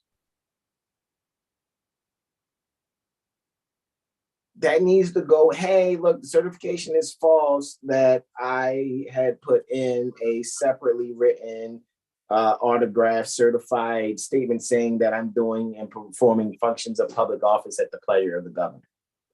These are like foundational things that by me going to the jurisprudence gem, I can further expound the things that I was already studying through RV Bey publications. All I'm doing now is just getting more detailed in my jurisprudence exercise. I just don't want to sound like a, mouth almighty, tongue everlasting on things. Yeah, because we Moorish American, that's why. That is why. However, wouldn't you like to be a lot more sharp in how you can carve it out even more? I already had some sharp carvings already. So it's not like it's just like, oh, well, finally I got some sharp. No, I already had some. You know what I mean? Well ready to go at any time. It's just once I got invited to Lawful Living, I was like, whoa. I can do so much more with this, right? So Brother Sean brought up the definition for motor vehicle. Every vehicle, this is wild. This is why it's like, do you know the difference between a vehicle and a because a vehicle is a syringe. So they're talking drug trafficking here. That's the type of traffic that's happening. It's drug trafficking, dry goods trafficking. And your land conveyance, when registered with the state, is a syringe that is traveling through the veins and arteries called state highways, administering those dry goods called groceries. In a syringe that is self-propelled, and every syringe. Look, go down them online, Brother Sean. Maybe we need to show them again what vehicle really is. I know how it's being used and implied. Fuck the implication. What is it really? Right. Who's engaged in like Mother Barbara saying, who's engaged in commerce on federal land? This is why I said doing commerce for tax purposes. In order for it to be a tax purpose, you have to now recognize, you want to talk about magic, they have re-venued where you are. You think you're on Earth. They're going to be like, no, you're not on Earth. You're in a federal area. How? What fucking magic wand did that? Oh, I get it. You sat there and the magic wand that did that was the pen with your incompetent signature and getting a fucking driver's license where you took an oath of office. You can't tell me you didn't get a driver's license and didn't swear an oath. Stop the oath. Oh, you swore an oath of office. Welcome to Trading with the Enemies. Pleasure to meet you. Right? That's what the fuck you're doing. Vehicle 1610s, a medium through which a drug or medicine is administered. That's why I said it's a fucking syringe or a biodegradable capsule. Also, quote, any means of conveying or transmitting, end quote. From French, véhicule, 16th century, which is the 1500s. From Latin, vehiculum, quote, means of transport, vehicle, carriage, conveyance. And I know we say land conveyance, I get it. But when I'm saying land conveyance, I'm saying it in terms of we're being the word, right? Because we are God. We have been called upon immaculately from our mother's minds to her womb, accepting a defibrillation of sperm from some son that she had coitus with, coition, sex with, and that sperm that his mother put in him to have to mate with that mother that we now come from.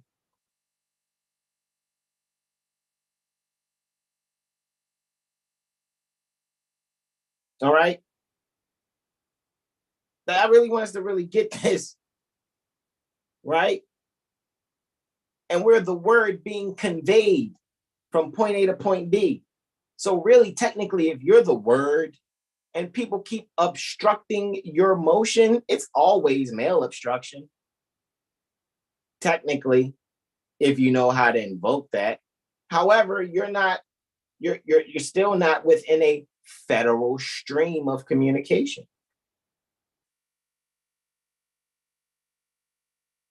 You want to talk about revenue, man. If you could just use your man, the way I look at things, I can see multiple worlds existing at one time just by the language being utilized. And I see it clearly to the point where certain people holding these so-called offices, I know they can't think as fast as me. So I don't move. Like, remember in the Matrix when Trinity was asking How did Neo dodge those bullets? Like you move like them, you move like the agents. I obviously don't move like the agents in my mind. I move obviously way fucking faster than them. Way faster. Me, my bros, those of us at Lawful Living that move like that in mind. From wehere to bear, carry, convey. From Proto-Indo-European root weg, quote, to go, move, transport in a vehicle, end quote, which also is the source of English, wagon, wig, wagon. Sense of, quote, cart or other conveyance, end quote, in English, first recorded in the 1650s. So you guys really seeing this? Like, look, like, come on, man. All right. Okay, go ahead, bro. Do what you feel.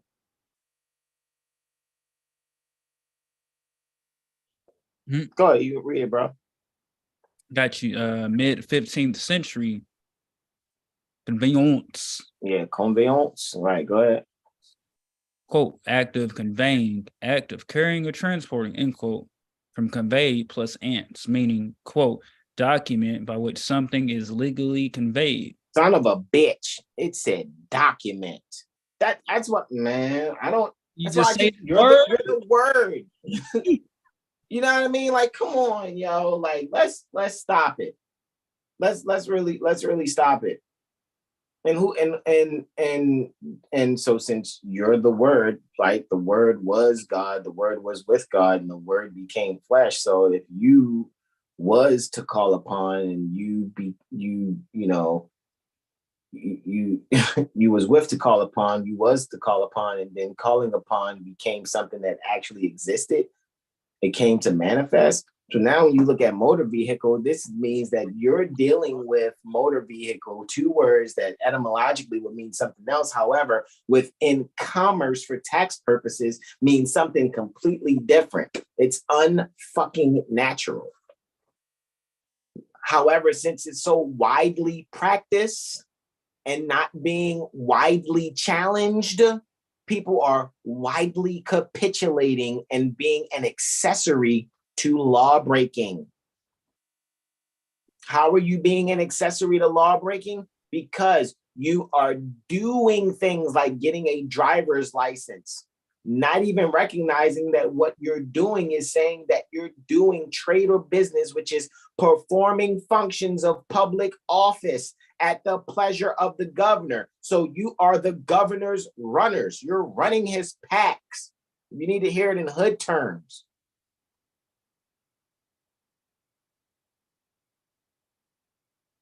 All this stuff that's being ran for the governor comes out the earth without the existence of a governor needed. However, since they want to package it, register it, sell it, tax it a certain way for purposes of their own membership, but they don't say membership, they call it citizenship. U.S.citizen is a U.S.business, and you're doing trade or business, which is performing functions of public office. Man, I mean, it's coming out so easy out of my fucking mouth that I know I get it. I know I don't have to say as much as we say and read. Person, every individual. Individual, again, remember we looked it up at 5 USC 552A.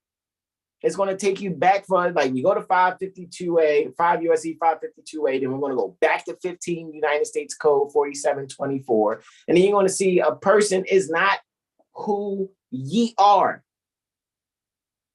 Mother Barbara is not a person. Mother Sahara is not a person. Katrina is not a person. Tyro is not a person, right? I said Mother Sahara. Mother Sahara is not a person. Who else? Not JLB is not a person. Do you get what I'm saying here? Alexander's not a person, right? Slim's not a person. Yeah, you, Mother Janelle, Brother Derek, not persons. Because they're not an individual. Some people think individual just means, well, it's just one me. No, you're a singular sentient being. However, statutorily speaking, you can't be a person because you're not a 5 United States Code 552A individual. You're not a firm. Oh, but y'all Seven Hill Star astrology firm, according to our own sovereign theocratic governing, not according to any so-called state of corporations statutes or administrative code.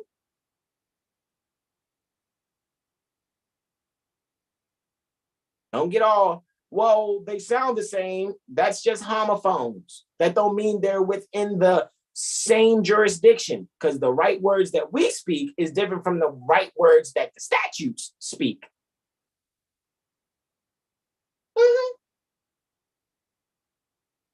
Like Mother Barbara said way back, statutes, for example, or statutes, that is commercial purposes.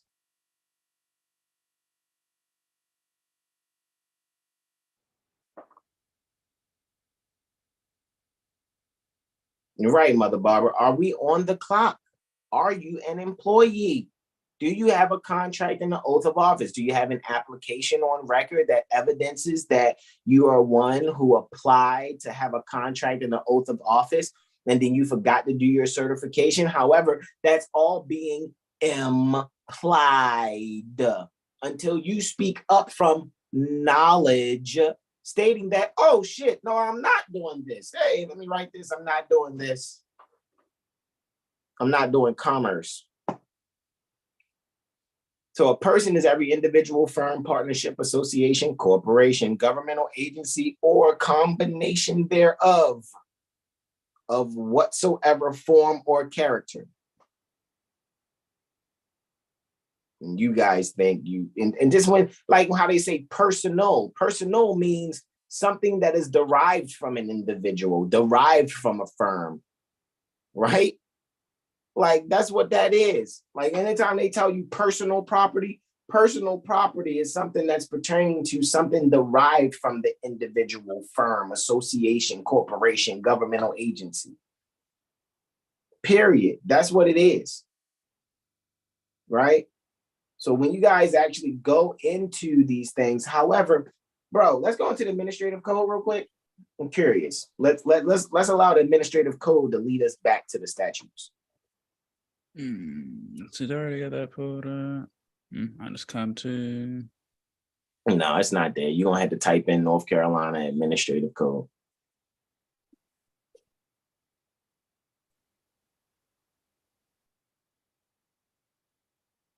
And it's gonna be reports dot, yeah, I think that's it. Yeah. All right, bet. So here's the contents, right? For the North Carolina Administrative Code, right? Office of Administrative Hearings. Look at that. Okay, do we see anything about, all right, let's start with public safety. Because I was going to say, see what we can do with treasurer or commerce.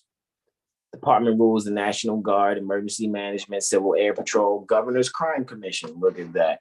Alcohol, law enforcement, state highway patrol, Butner Public, blah, blah, blah, yakety, schmackety, right? Okay, I don't care, pick one, because either one is going to show the authority. So pick one, Brother Sean. What do you want to see? The fuck is boxing authority? Definitions. William Wayne. This looks like actual boxing, bro. See how at the bottom, hold on, let's go to the bottom. See how at the bottom it's already showing you where the authority, so it's like, who's carrying out these administrative codes? There is, in other words, there is a state agency that has come up with these rules and put them on the state register to be published here where we're reading them, all righty? And they're saying that to have these administrative codes acted out, they have derived the authority to do so from the North Carolina General Statutes 143-652.1 and 143-651.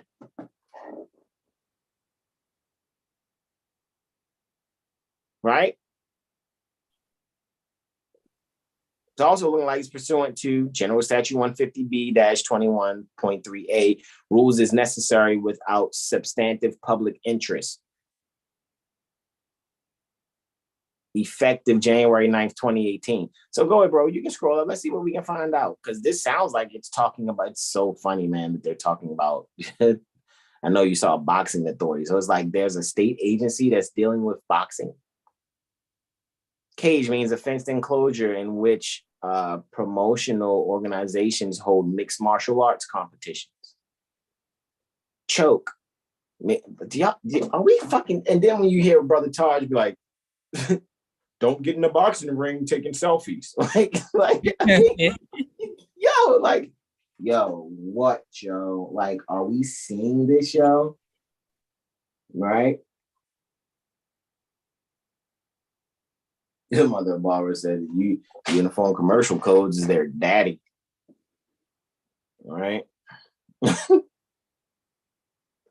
Choke means a submission technique which restricts blood flow in the carotid arteries, resulting in a competitor either tapping out or losing consciousness. That means they've put a chokehold on the people's minds, including guillotine choke, rear naked choke, leg triangle choke, and the arm triangle choke. You guys are reading this with me. We can't make this up. We're clicking on this stuff with you. Kickboxing means a striking sport which permits punches, kicks, and knees. What the fuck? And so in kickboxing you can't use elbows. Like what do they have against the Cancer portion of Capricorn? Okay, I'm just reading the shit, and then this is what's coming to my mind. I can't make this shit up, guys. I'm just looking, right? I'm just looking. Indeed, Mother Barbara, I see your correction, right? Right? She said, "Oh no, not attempted murder." I'm just looking at this like, man, what am I looking at? Right? Submission means a grappling technique which forces a contestant to tap out. Techniques include chokes and the hyperextension or over-rotation of a joint.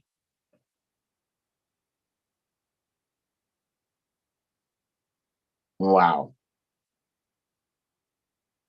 So do we need to spiritually box the attorney and the so-called judges? We need to spiritually box them and put them in a submission for them to tap out. Seriously, isn't this what they're doing to the people? All right. Secretary of Public Safety. Let's see what that is. All right, I'll come up. Let's see if it says anything. In the event of emergency, which requires 2 or more state agencies to be involved, the secretary is designated as the official who is empowered to coordinate a state's response to the emergency. The secretary may designate any agency as a lead agency to be in charge of the state's response. The secretary may delegate. The secretary may delegate. The secretary may delegate any authority assigned to him to any member of his department. It's unconstitutional or notwithstanding any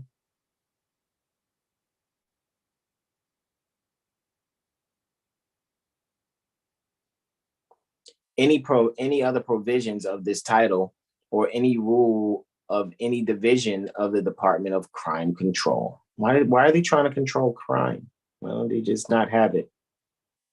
Crime control and public safety. The secretary may review any action or failure to take action. Ooh, that's back to 18 U.S.C. 4, failure to take action by any member of any division, and may hold such hearings and gather such information in connection therewith as he deems necessary for the proper function of that department. Man, that sounds like somebody you could take.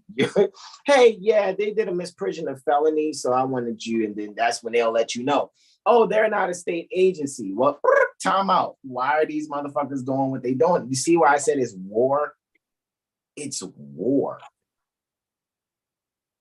Go ahead, bro. You want to read the state law enforcement assistance during a labor dispute? What the fuck? Section .0100, application for assistance.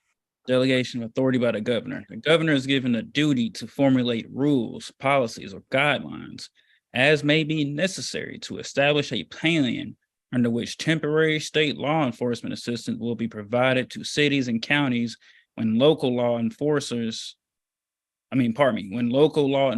officers refuse to fulfill their law enforcement responsibilities or submit mass resignations.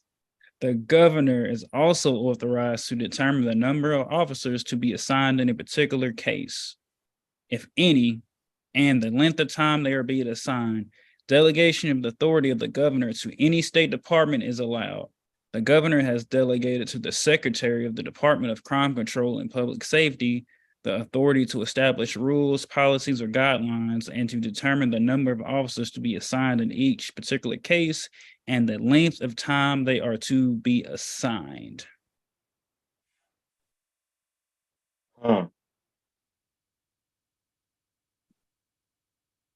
Interesting.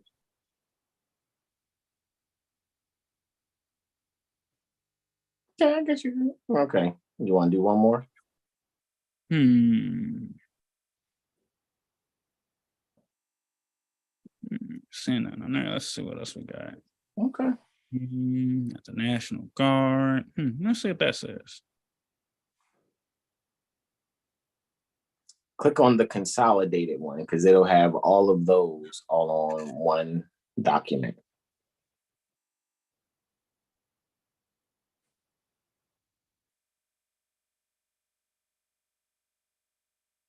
Location and hours of operation. The headquarters for the North Carolina National Guard is the office, of the Adjutant General. See, so we need to speak with the Adjutant General and be like, hey,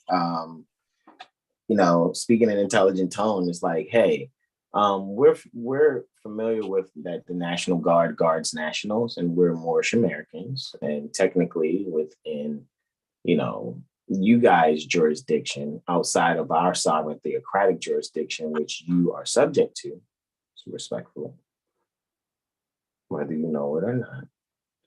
We would like to, establish the relationship necessary for you to be able to be the ones that arrest and make sure those beings are in jail for them practicing unprofessionally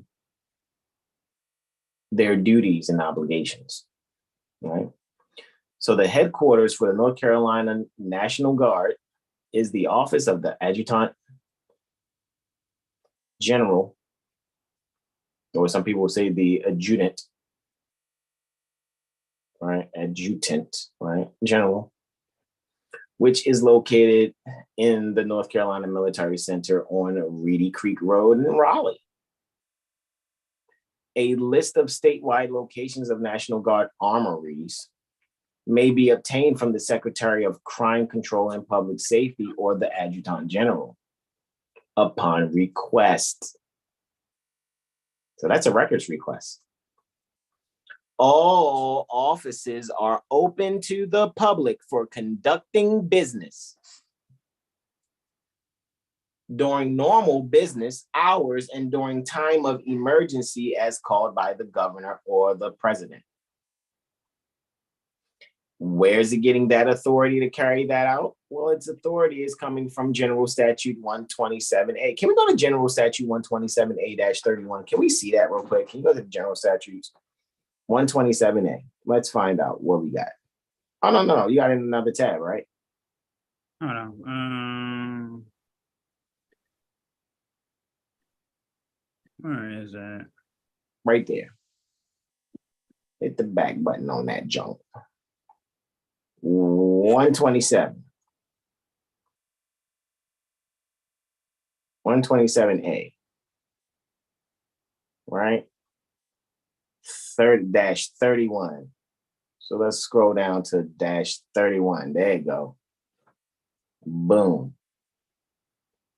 Location of units. So what we just read about the National Guard in the administrative code, it says it gets its authority from here. Okay. Location of units. The governor shall determine and fix the location pertaining to the units and headquarters of the North Carolina National Guard within the state. But no organization of the North Carolina National Guard, members of which shall be entitled to the state, entitled to or shall have received compensation under the provisions of the Act of Congress approved June 3rd, 1916, as amended, shall be disbanded without the consent of the president, nor without that consent shall the commissioned or enlisted strength of any such organization be reduced below the minimum that is now or shall hereinafter prescribed therefore by the president. So this is why I was saying, you can go to the administrative code and see how things are being administered. Because remember, these people are doing and holding administrative hearings. Go back to where you just had that, bro. The administrative code. What did it say at the top of the banner in the administrative code? The window that you had open of the administrative codes. You see, no, that ain't it. What's that one? What does it say at the top? North Carolina Office of what? Administrative hearings. Are we? I'm just.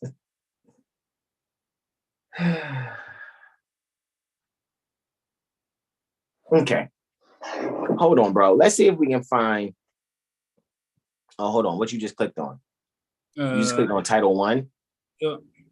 Okay, that's fine. Let's do that. I want to see if you can find something pertaining to motor vehicles, though. That's what I want to see. Holy shit, Chapter 15. Ah, stop it. Stop it. Please stop it. Hold on, I saw motor vehicles. Did I? Motor fleet management. Did I see motor vehicle? I saw motor fleet management. Okay, I thought I saw it. Maybe the motor caught me off. How many times do I see motor, though? Scroll down. How many times did I see motor just now? I see motor fleet management repealed in Chapter 32 and then motor fleet management in 38. Okay. Where's commerce? Check commerce real quick. Oh, transportation. You want to do transportation? Okay, we can do transportation. Division of motor vehicles. Yay! Let's do that. Let's see if it refers us back to General Statute 20.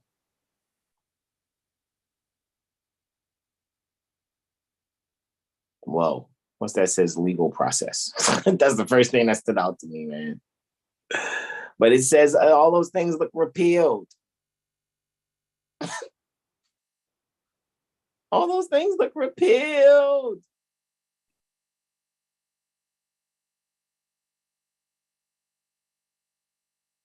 What the frickety fruit frackers, man? What am I looking at? What am I looking at? Repeal. What am I looking at? It makes me think, boy, you all right. What's Leonardo? Oh, yeah, okay, good. Bro, there's nothing being explained when the shit is repealed. Like, go back to the top again. Go back to the top. Look. See? Amended 91, repealed 93.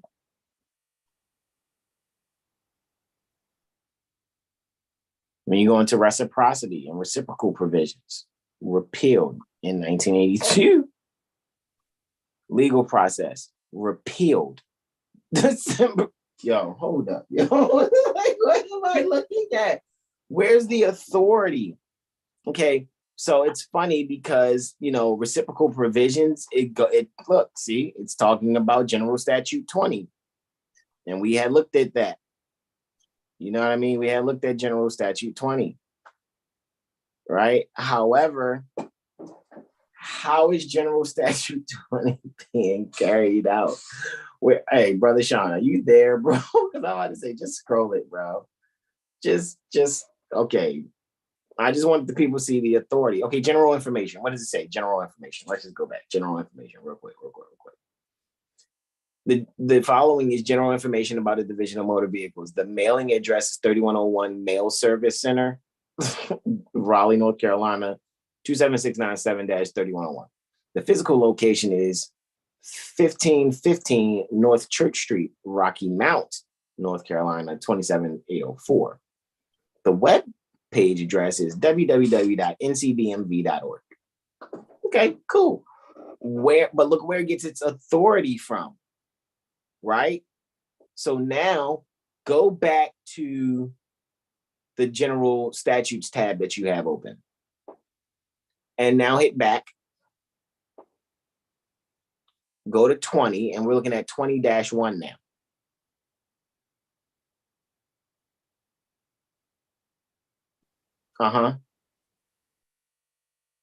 The Division of Motor Vehicles of the Department of Transportation is established. This chapter sets out the powers and duties of the division. So it's just setting out the powers and duties. But how are those duties carried out? Back to the administrative code, bro. Like, can you guys see that it's giving a broadness pertaining to motor vehicles when you're talking about the statutes? The statutes are broad. The administrative code and how they're doing administrative hearings and shit is where you gotta get into some detail. And then they tell you, well, we've derived our authority to have this administrative coding that we're supposed to be carrying out from this general statute. Like, that's what they're saying. You know what I'm saying? Like, that's what it is.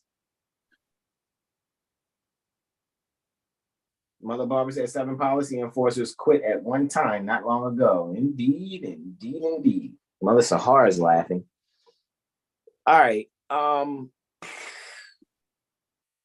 Bro, it's so much repealing going on. I don't know what this, go back to the consolidated one again of chapter 3 of 19A.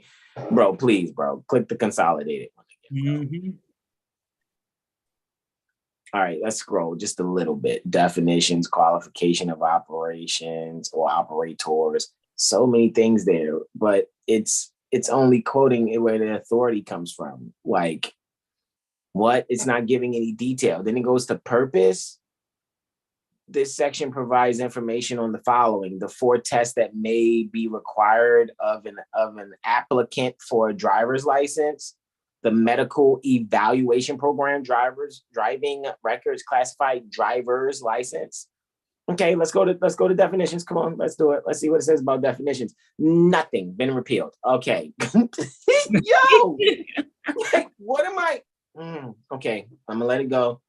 Right? Forms is going into different types of forms and all these other different. Okay, that's repealed.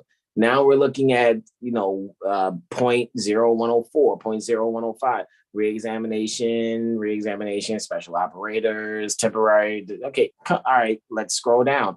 Is it going to go to .0119 now? What the fuck? Why do all that skipping?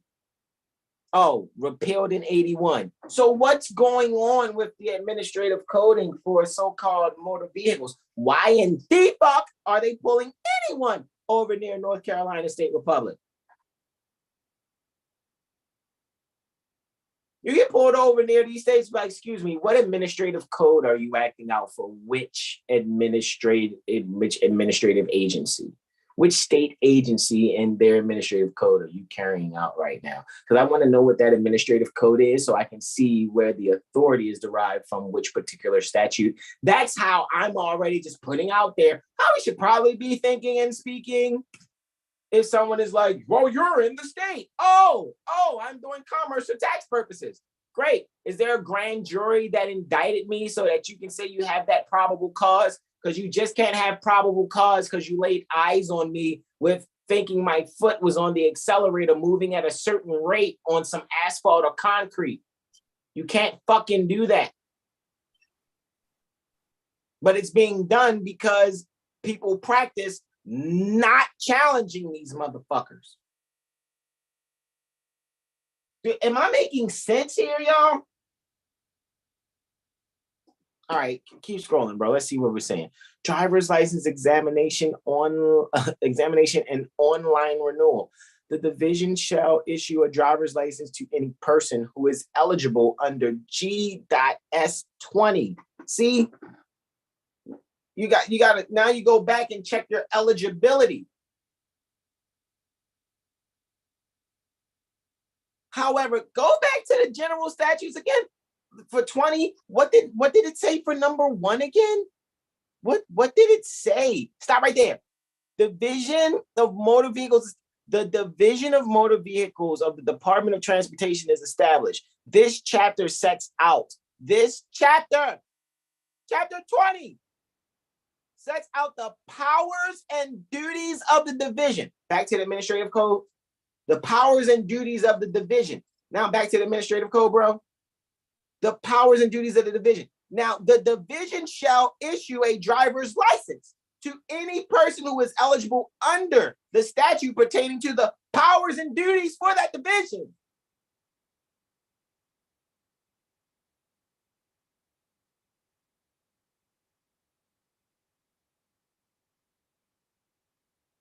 Are we? Okay. It must just be me, yo. Maybe I'm seeing something and no, fuck all that. No, I know what the fuck I'm exactly seeing. This is showing the administrative code and where it's getting its authority from General Statute 20 is both saying that you gotta be a fucking Department of Motor Vehicle employee, yo. You gotta be someone who's doing trade or business at the pleasure of the governor.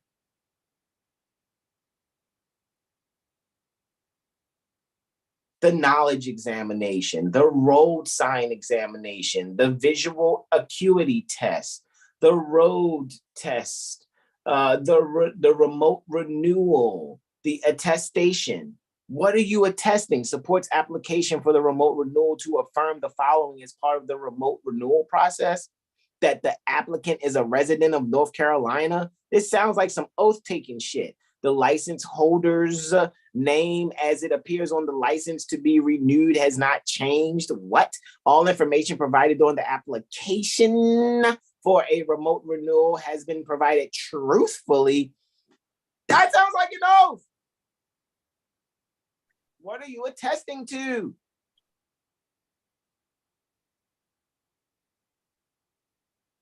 I really think you guys should all go on your own virtual and telephony field trips.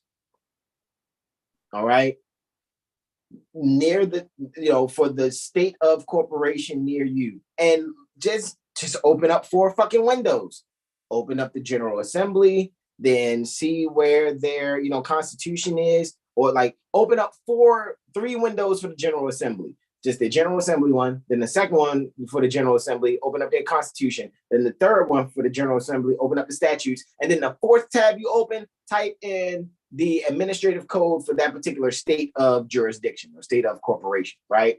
And then go from the administrative code on back to the general statute and then do your comparisons there and then realize this really has, no, people are correct. The 7 Hill Star and Lawful Living are absolutely correct. Now I know why this shit doesn't apply to me, and I can intelligently invoke such, intelligently write it down, intelligently send it through the postal stream, and intelligently say, hey, let's have a meeting. But first, let me make sure I speak to the Adjutant General, so that I can make sure I have National Guards there to arrest your dumbasses for you being the sovereign citizens that are domestic terrorists committing insurrection. Think I'm playing. Do we not agree with me? If you don't agree with me, put a 2 in the chat. To the 10 of you that are still here with us, put a 2 in the chat. If you do not agree with me, put a 1 in the chat if you agree.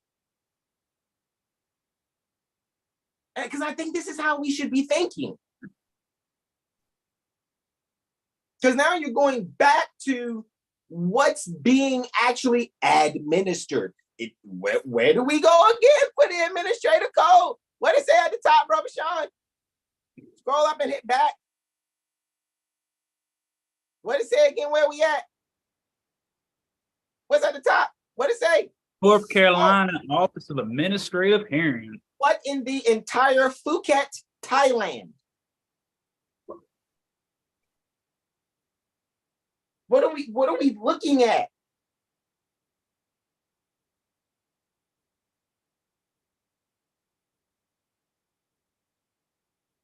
So for those of you near the North Carolina State Republic dealing with so-called traffic, okay, well, we already know you're dealing with anything.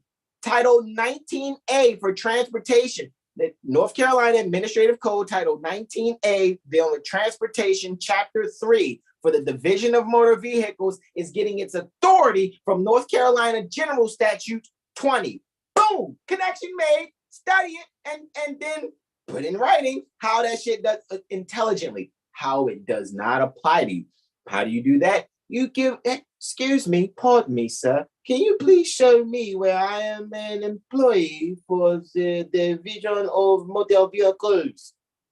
I do not comprehend how I am a part of your division.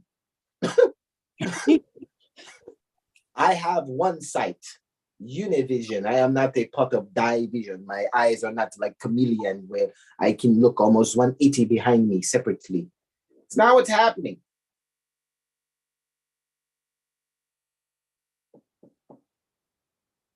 Any questions, comments, and/or suggestions? I know we went longer than I intended, honestly. Anybody want to look at one more? Because this really is homework, guys. I mean, how many ways can we show you to really look at statutes, codes, and policies and stuff? Any one of them other categories you want to look at, Brother Sean? Secretary of State, looky, Astro Cookie.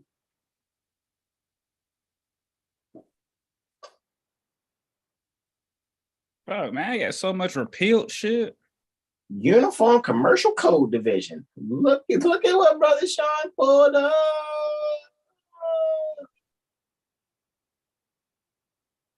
Definiciones.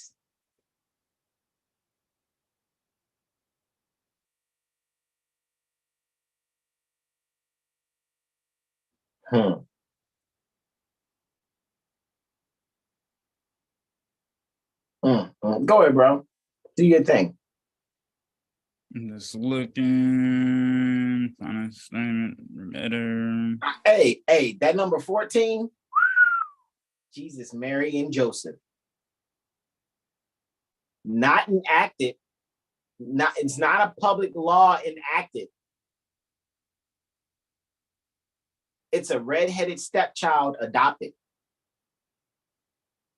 It's not a public act enacted by the General Assembly pertaining to North Carolina. It is a red-headed stepchild that is unconstitutional, that is intending to circumvent the Constitution by making sure that people are in uniforms when commercially administrating codes.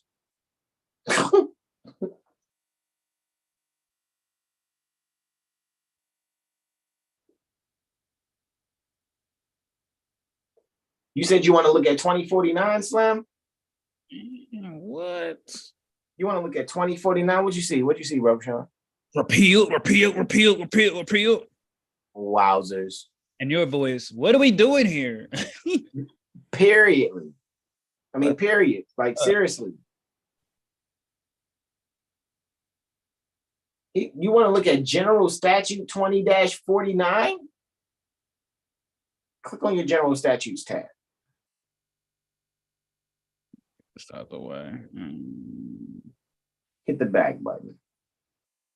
What happens when you look at 20-49?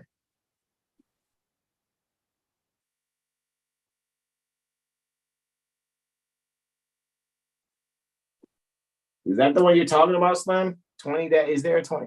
Police Authority of Division. Lucky. Actual cookie. The commissioner of such officers and inspectors of the division as he shall designate, and all members of the highway patrol, or I almost said Paw Patrol, highway patrol and law enforcement officers. No job too big, no pup too small. Highway patrol and law enforcement officers of the Department of Public Safety shall have the power, one, of peace officers. They should have the power of peace, which of is off, away from, pertaining to peace, right? For the purpose enforcing. I was on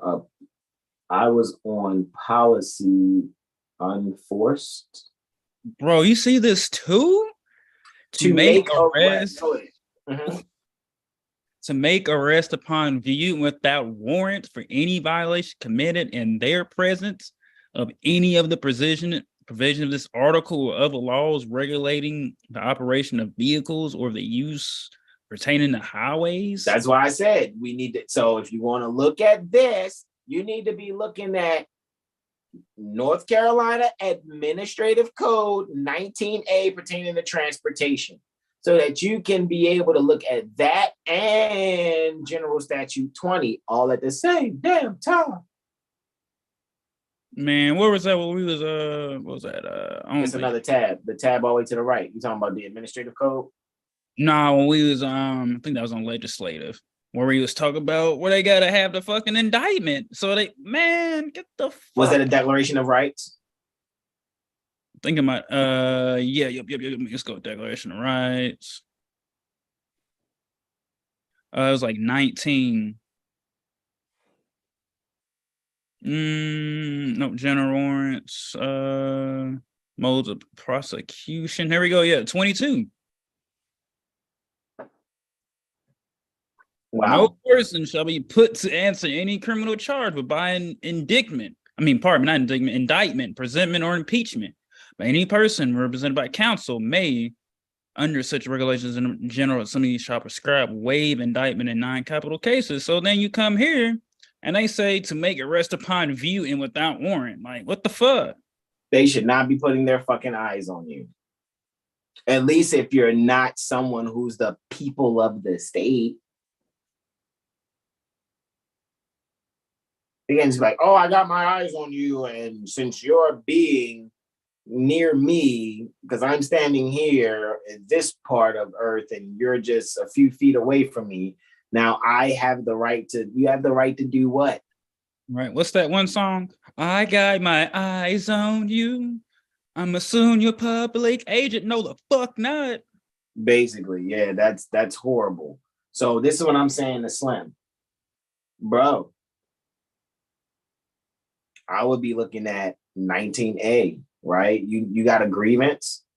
Okay. I know when we called a particular jurisdiction, we called their risk management to report to police. That risk management immediately put us on the phone with internal affairs to make a report. So boom, now a report's been made about the police. Cool, great, no worries. Now a report needs to be made about the attorney that's thinking, oh, well, I'm going to pick this up in the name of the state without a delegation of authority from the attorney general because la la la, la la la la la la, I can do this, la la la. Okay. And then there needs to be a complaint about the judge and the clerk. Because the clerk is the one that'd be like, okay, I'm going to file this and then I'm going to assign this judge to this case that you just filed in here with no firsthand knowledge.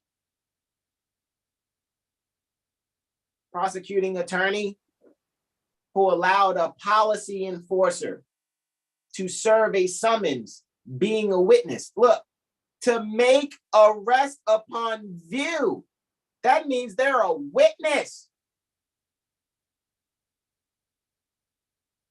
And then they're saying you did something, and then they're going to try to write you up for it. How can they serve you summons if you didn't consent to that? So yeah, I know ultimately then this is what it seems like. You need to be sharper than a motherfucker to beat people who are in the hypnosis mindset that they can do this shit to you, because this is what's commonly practiced. And the reason why I'm saying have sit downs with military police on each of your shoulders to arrest these beings, right? So that you guys can be able to have these people done. What you just highlighted? It said to serve all warrants relating to the enforcement of laws regulating the operation of vehicles or the use of highways. And again, you would have to be someone who is doing commercial activity for tax purposes. You must be on the clock.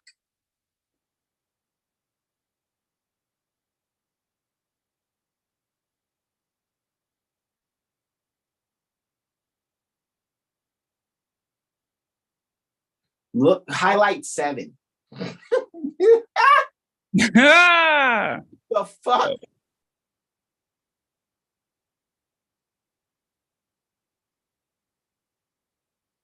Come on, yo. This whole traffic ticket shit or any of that at any time is bullshit from its inception. It's void ab initio, because you have a policy enforcer saying, I see you doing something. Now I'm going to write a citation, complaint, and summons to come to court all in one shot on this so-called ticket. That violates the rule of, they are under federal purview. So how are they violating the rule of civil procedure rule number 4 of the federal rules of civil procedure? And then there's an attorney trying to prosecute on behalf of some so-called witness to an alleged crime under traffic that served you. Well, that shit is war, yo. I don't give a fuck what nobody say, yo. That shit is fucking war, yo. It's fucking war. Mother Barbara says commercial drivers of like mind, right? And of like kind. A justim generis, or as we hear in Lawful Living, said succinctly, a justum generis, right? However, in the Latin, a justim generis, right?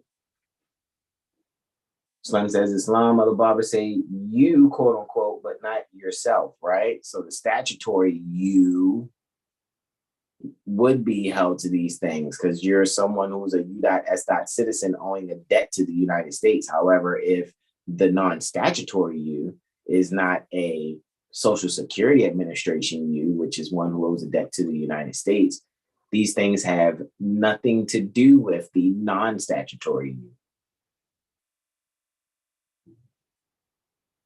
Private privacy, private dominion, Roman law, but each other, indeed, mother. All right, look, I'm where are we at now? I think I went past where I wanted to go past, man. It's 50. It's 55 minutes after 0100, man. It's almost 2 a.m. Eastern, man. Look, that went way longer than I wanted to. However, I trust that this helps for people to kind of look into things. And I know the main thing that people are dealing with mostly is like, yeah, go into the administrative code and just search around. Don't make it so hard, like, oh, it's so much, I don't know where to start. Look for transportation. It looked like the administrative code was under transportation. And we found transportation, and we found and so far, every state's administrative code we've gone over, it lets you know where it gets its authority from. And it's getting its authority from some statute. So then you should be able to make the comparison. Oh, okay, so this administrative code here is tied to this statute, and eventually you should be able to tie all the administrative codes to every statute. by reverse engineering it from the administrative code to the statute. And then you can do what Brother Sean just did when he went back to the Constitution and was like, whoa, hold on. This some private shit. This some McDonald's shit. And everybody's being treated like a McDonald's employee and they're not fucking McDonald's employees.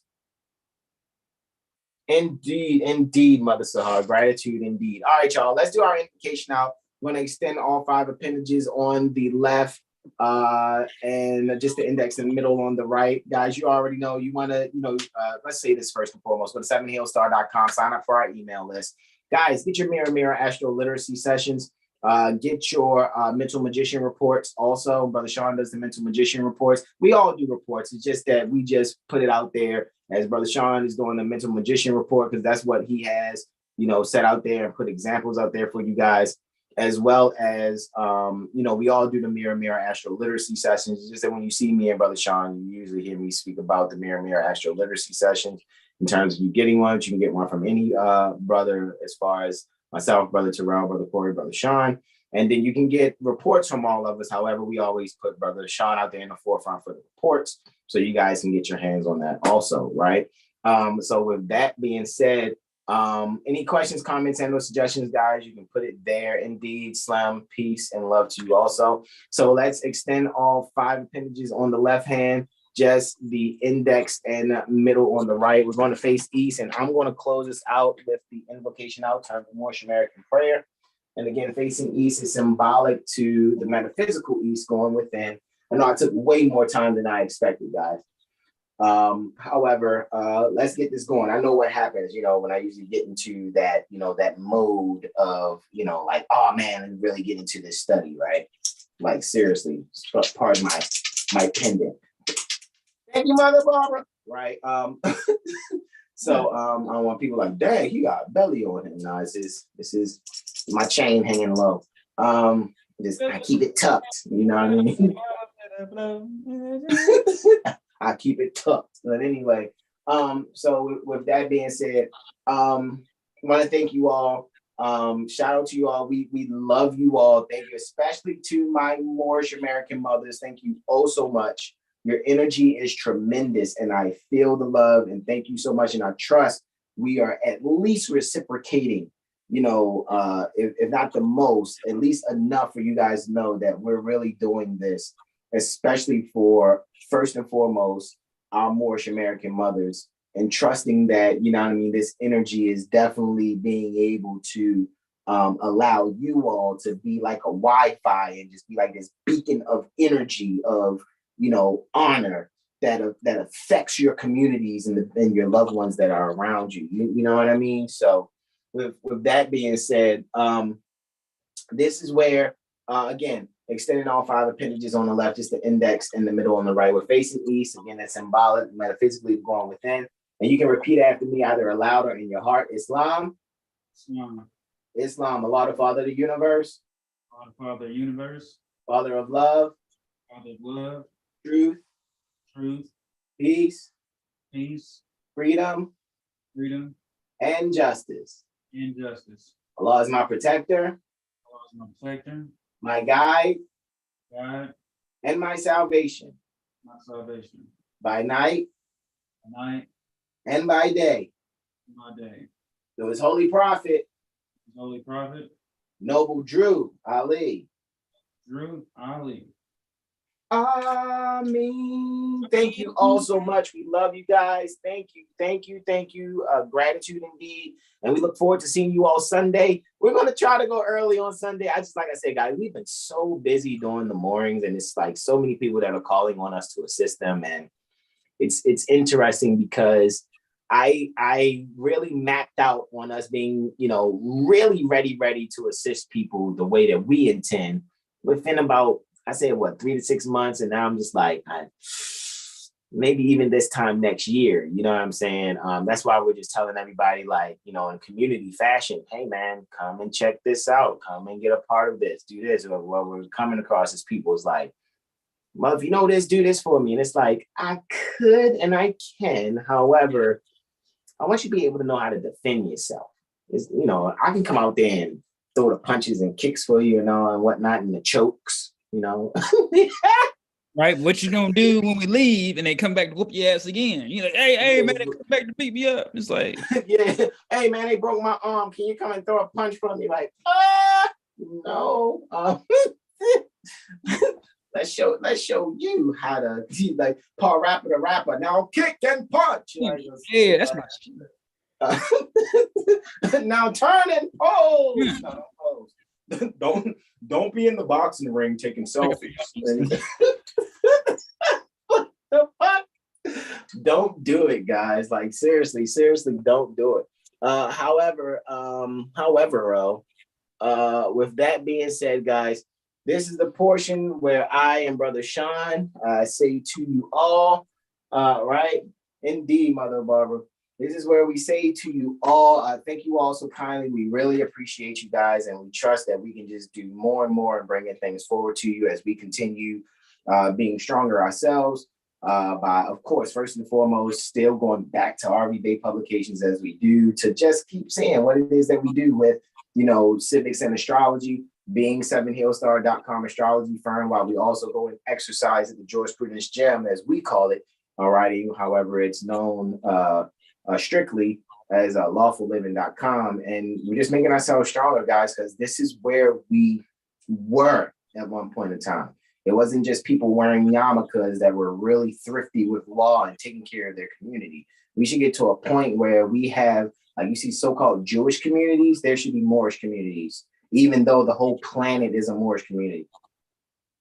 However, we got to get stronger and centralize how to protect ourselves and defend ourselves and our loved ones, all righty, against these beings using their administrative code outside of where they're supposed to be actually administrating their codes, right? So with that being said, guys, this is where I and Brother Sean say namaste to you all. Namaste, namaste.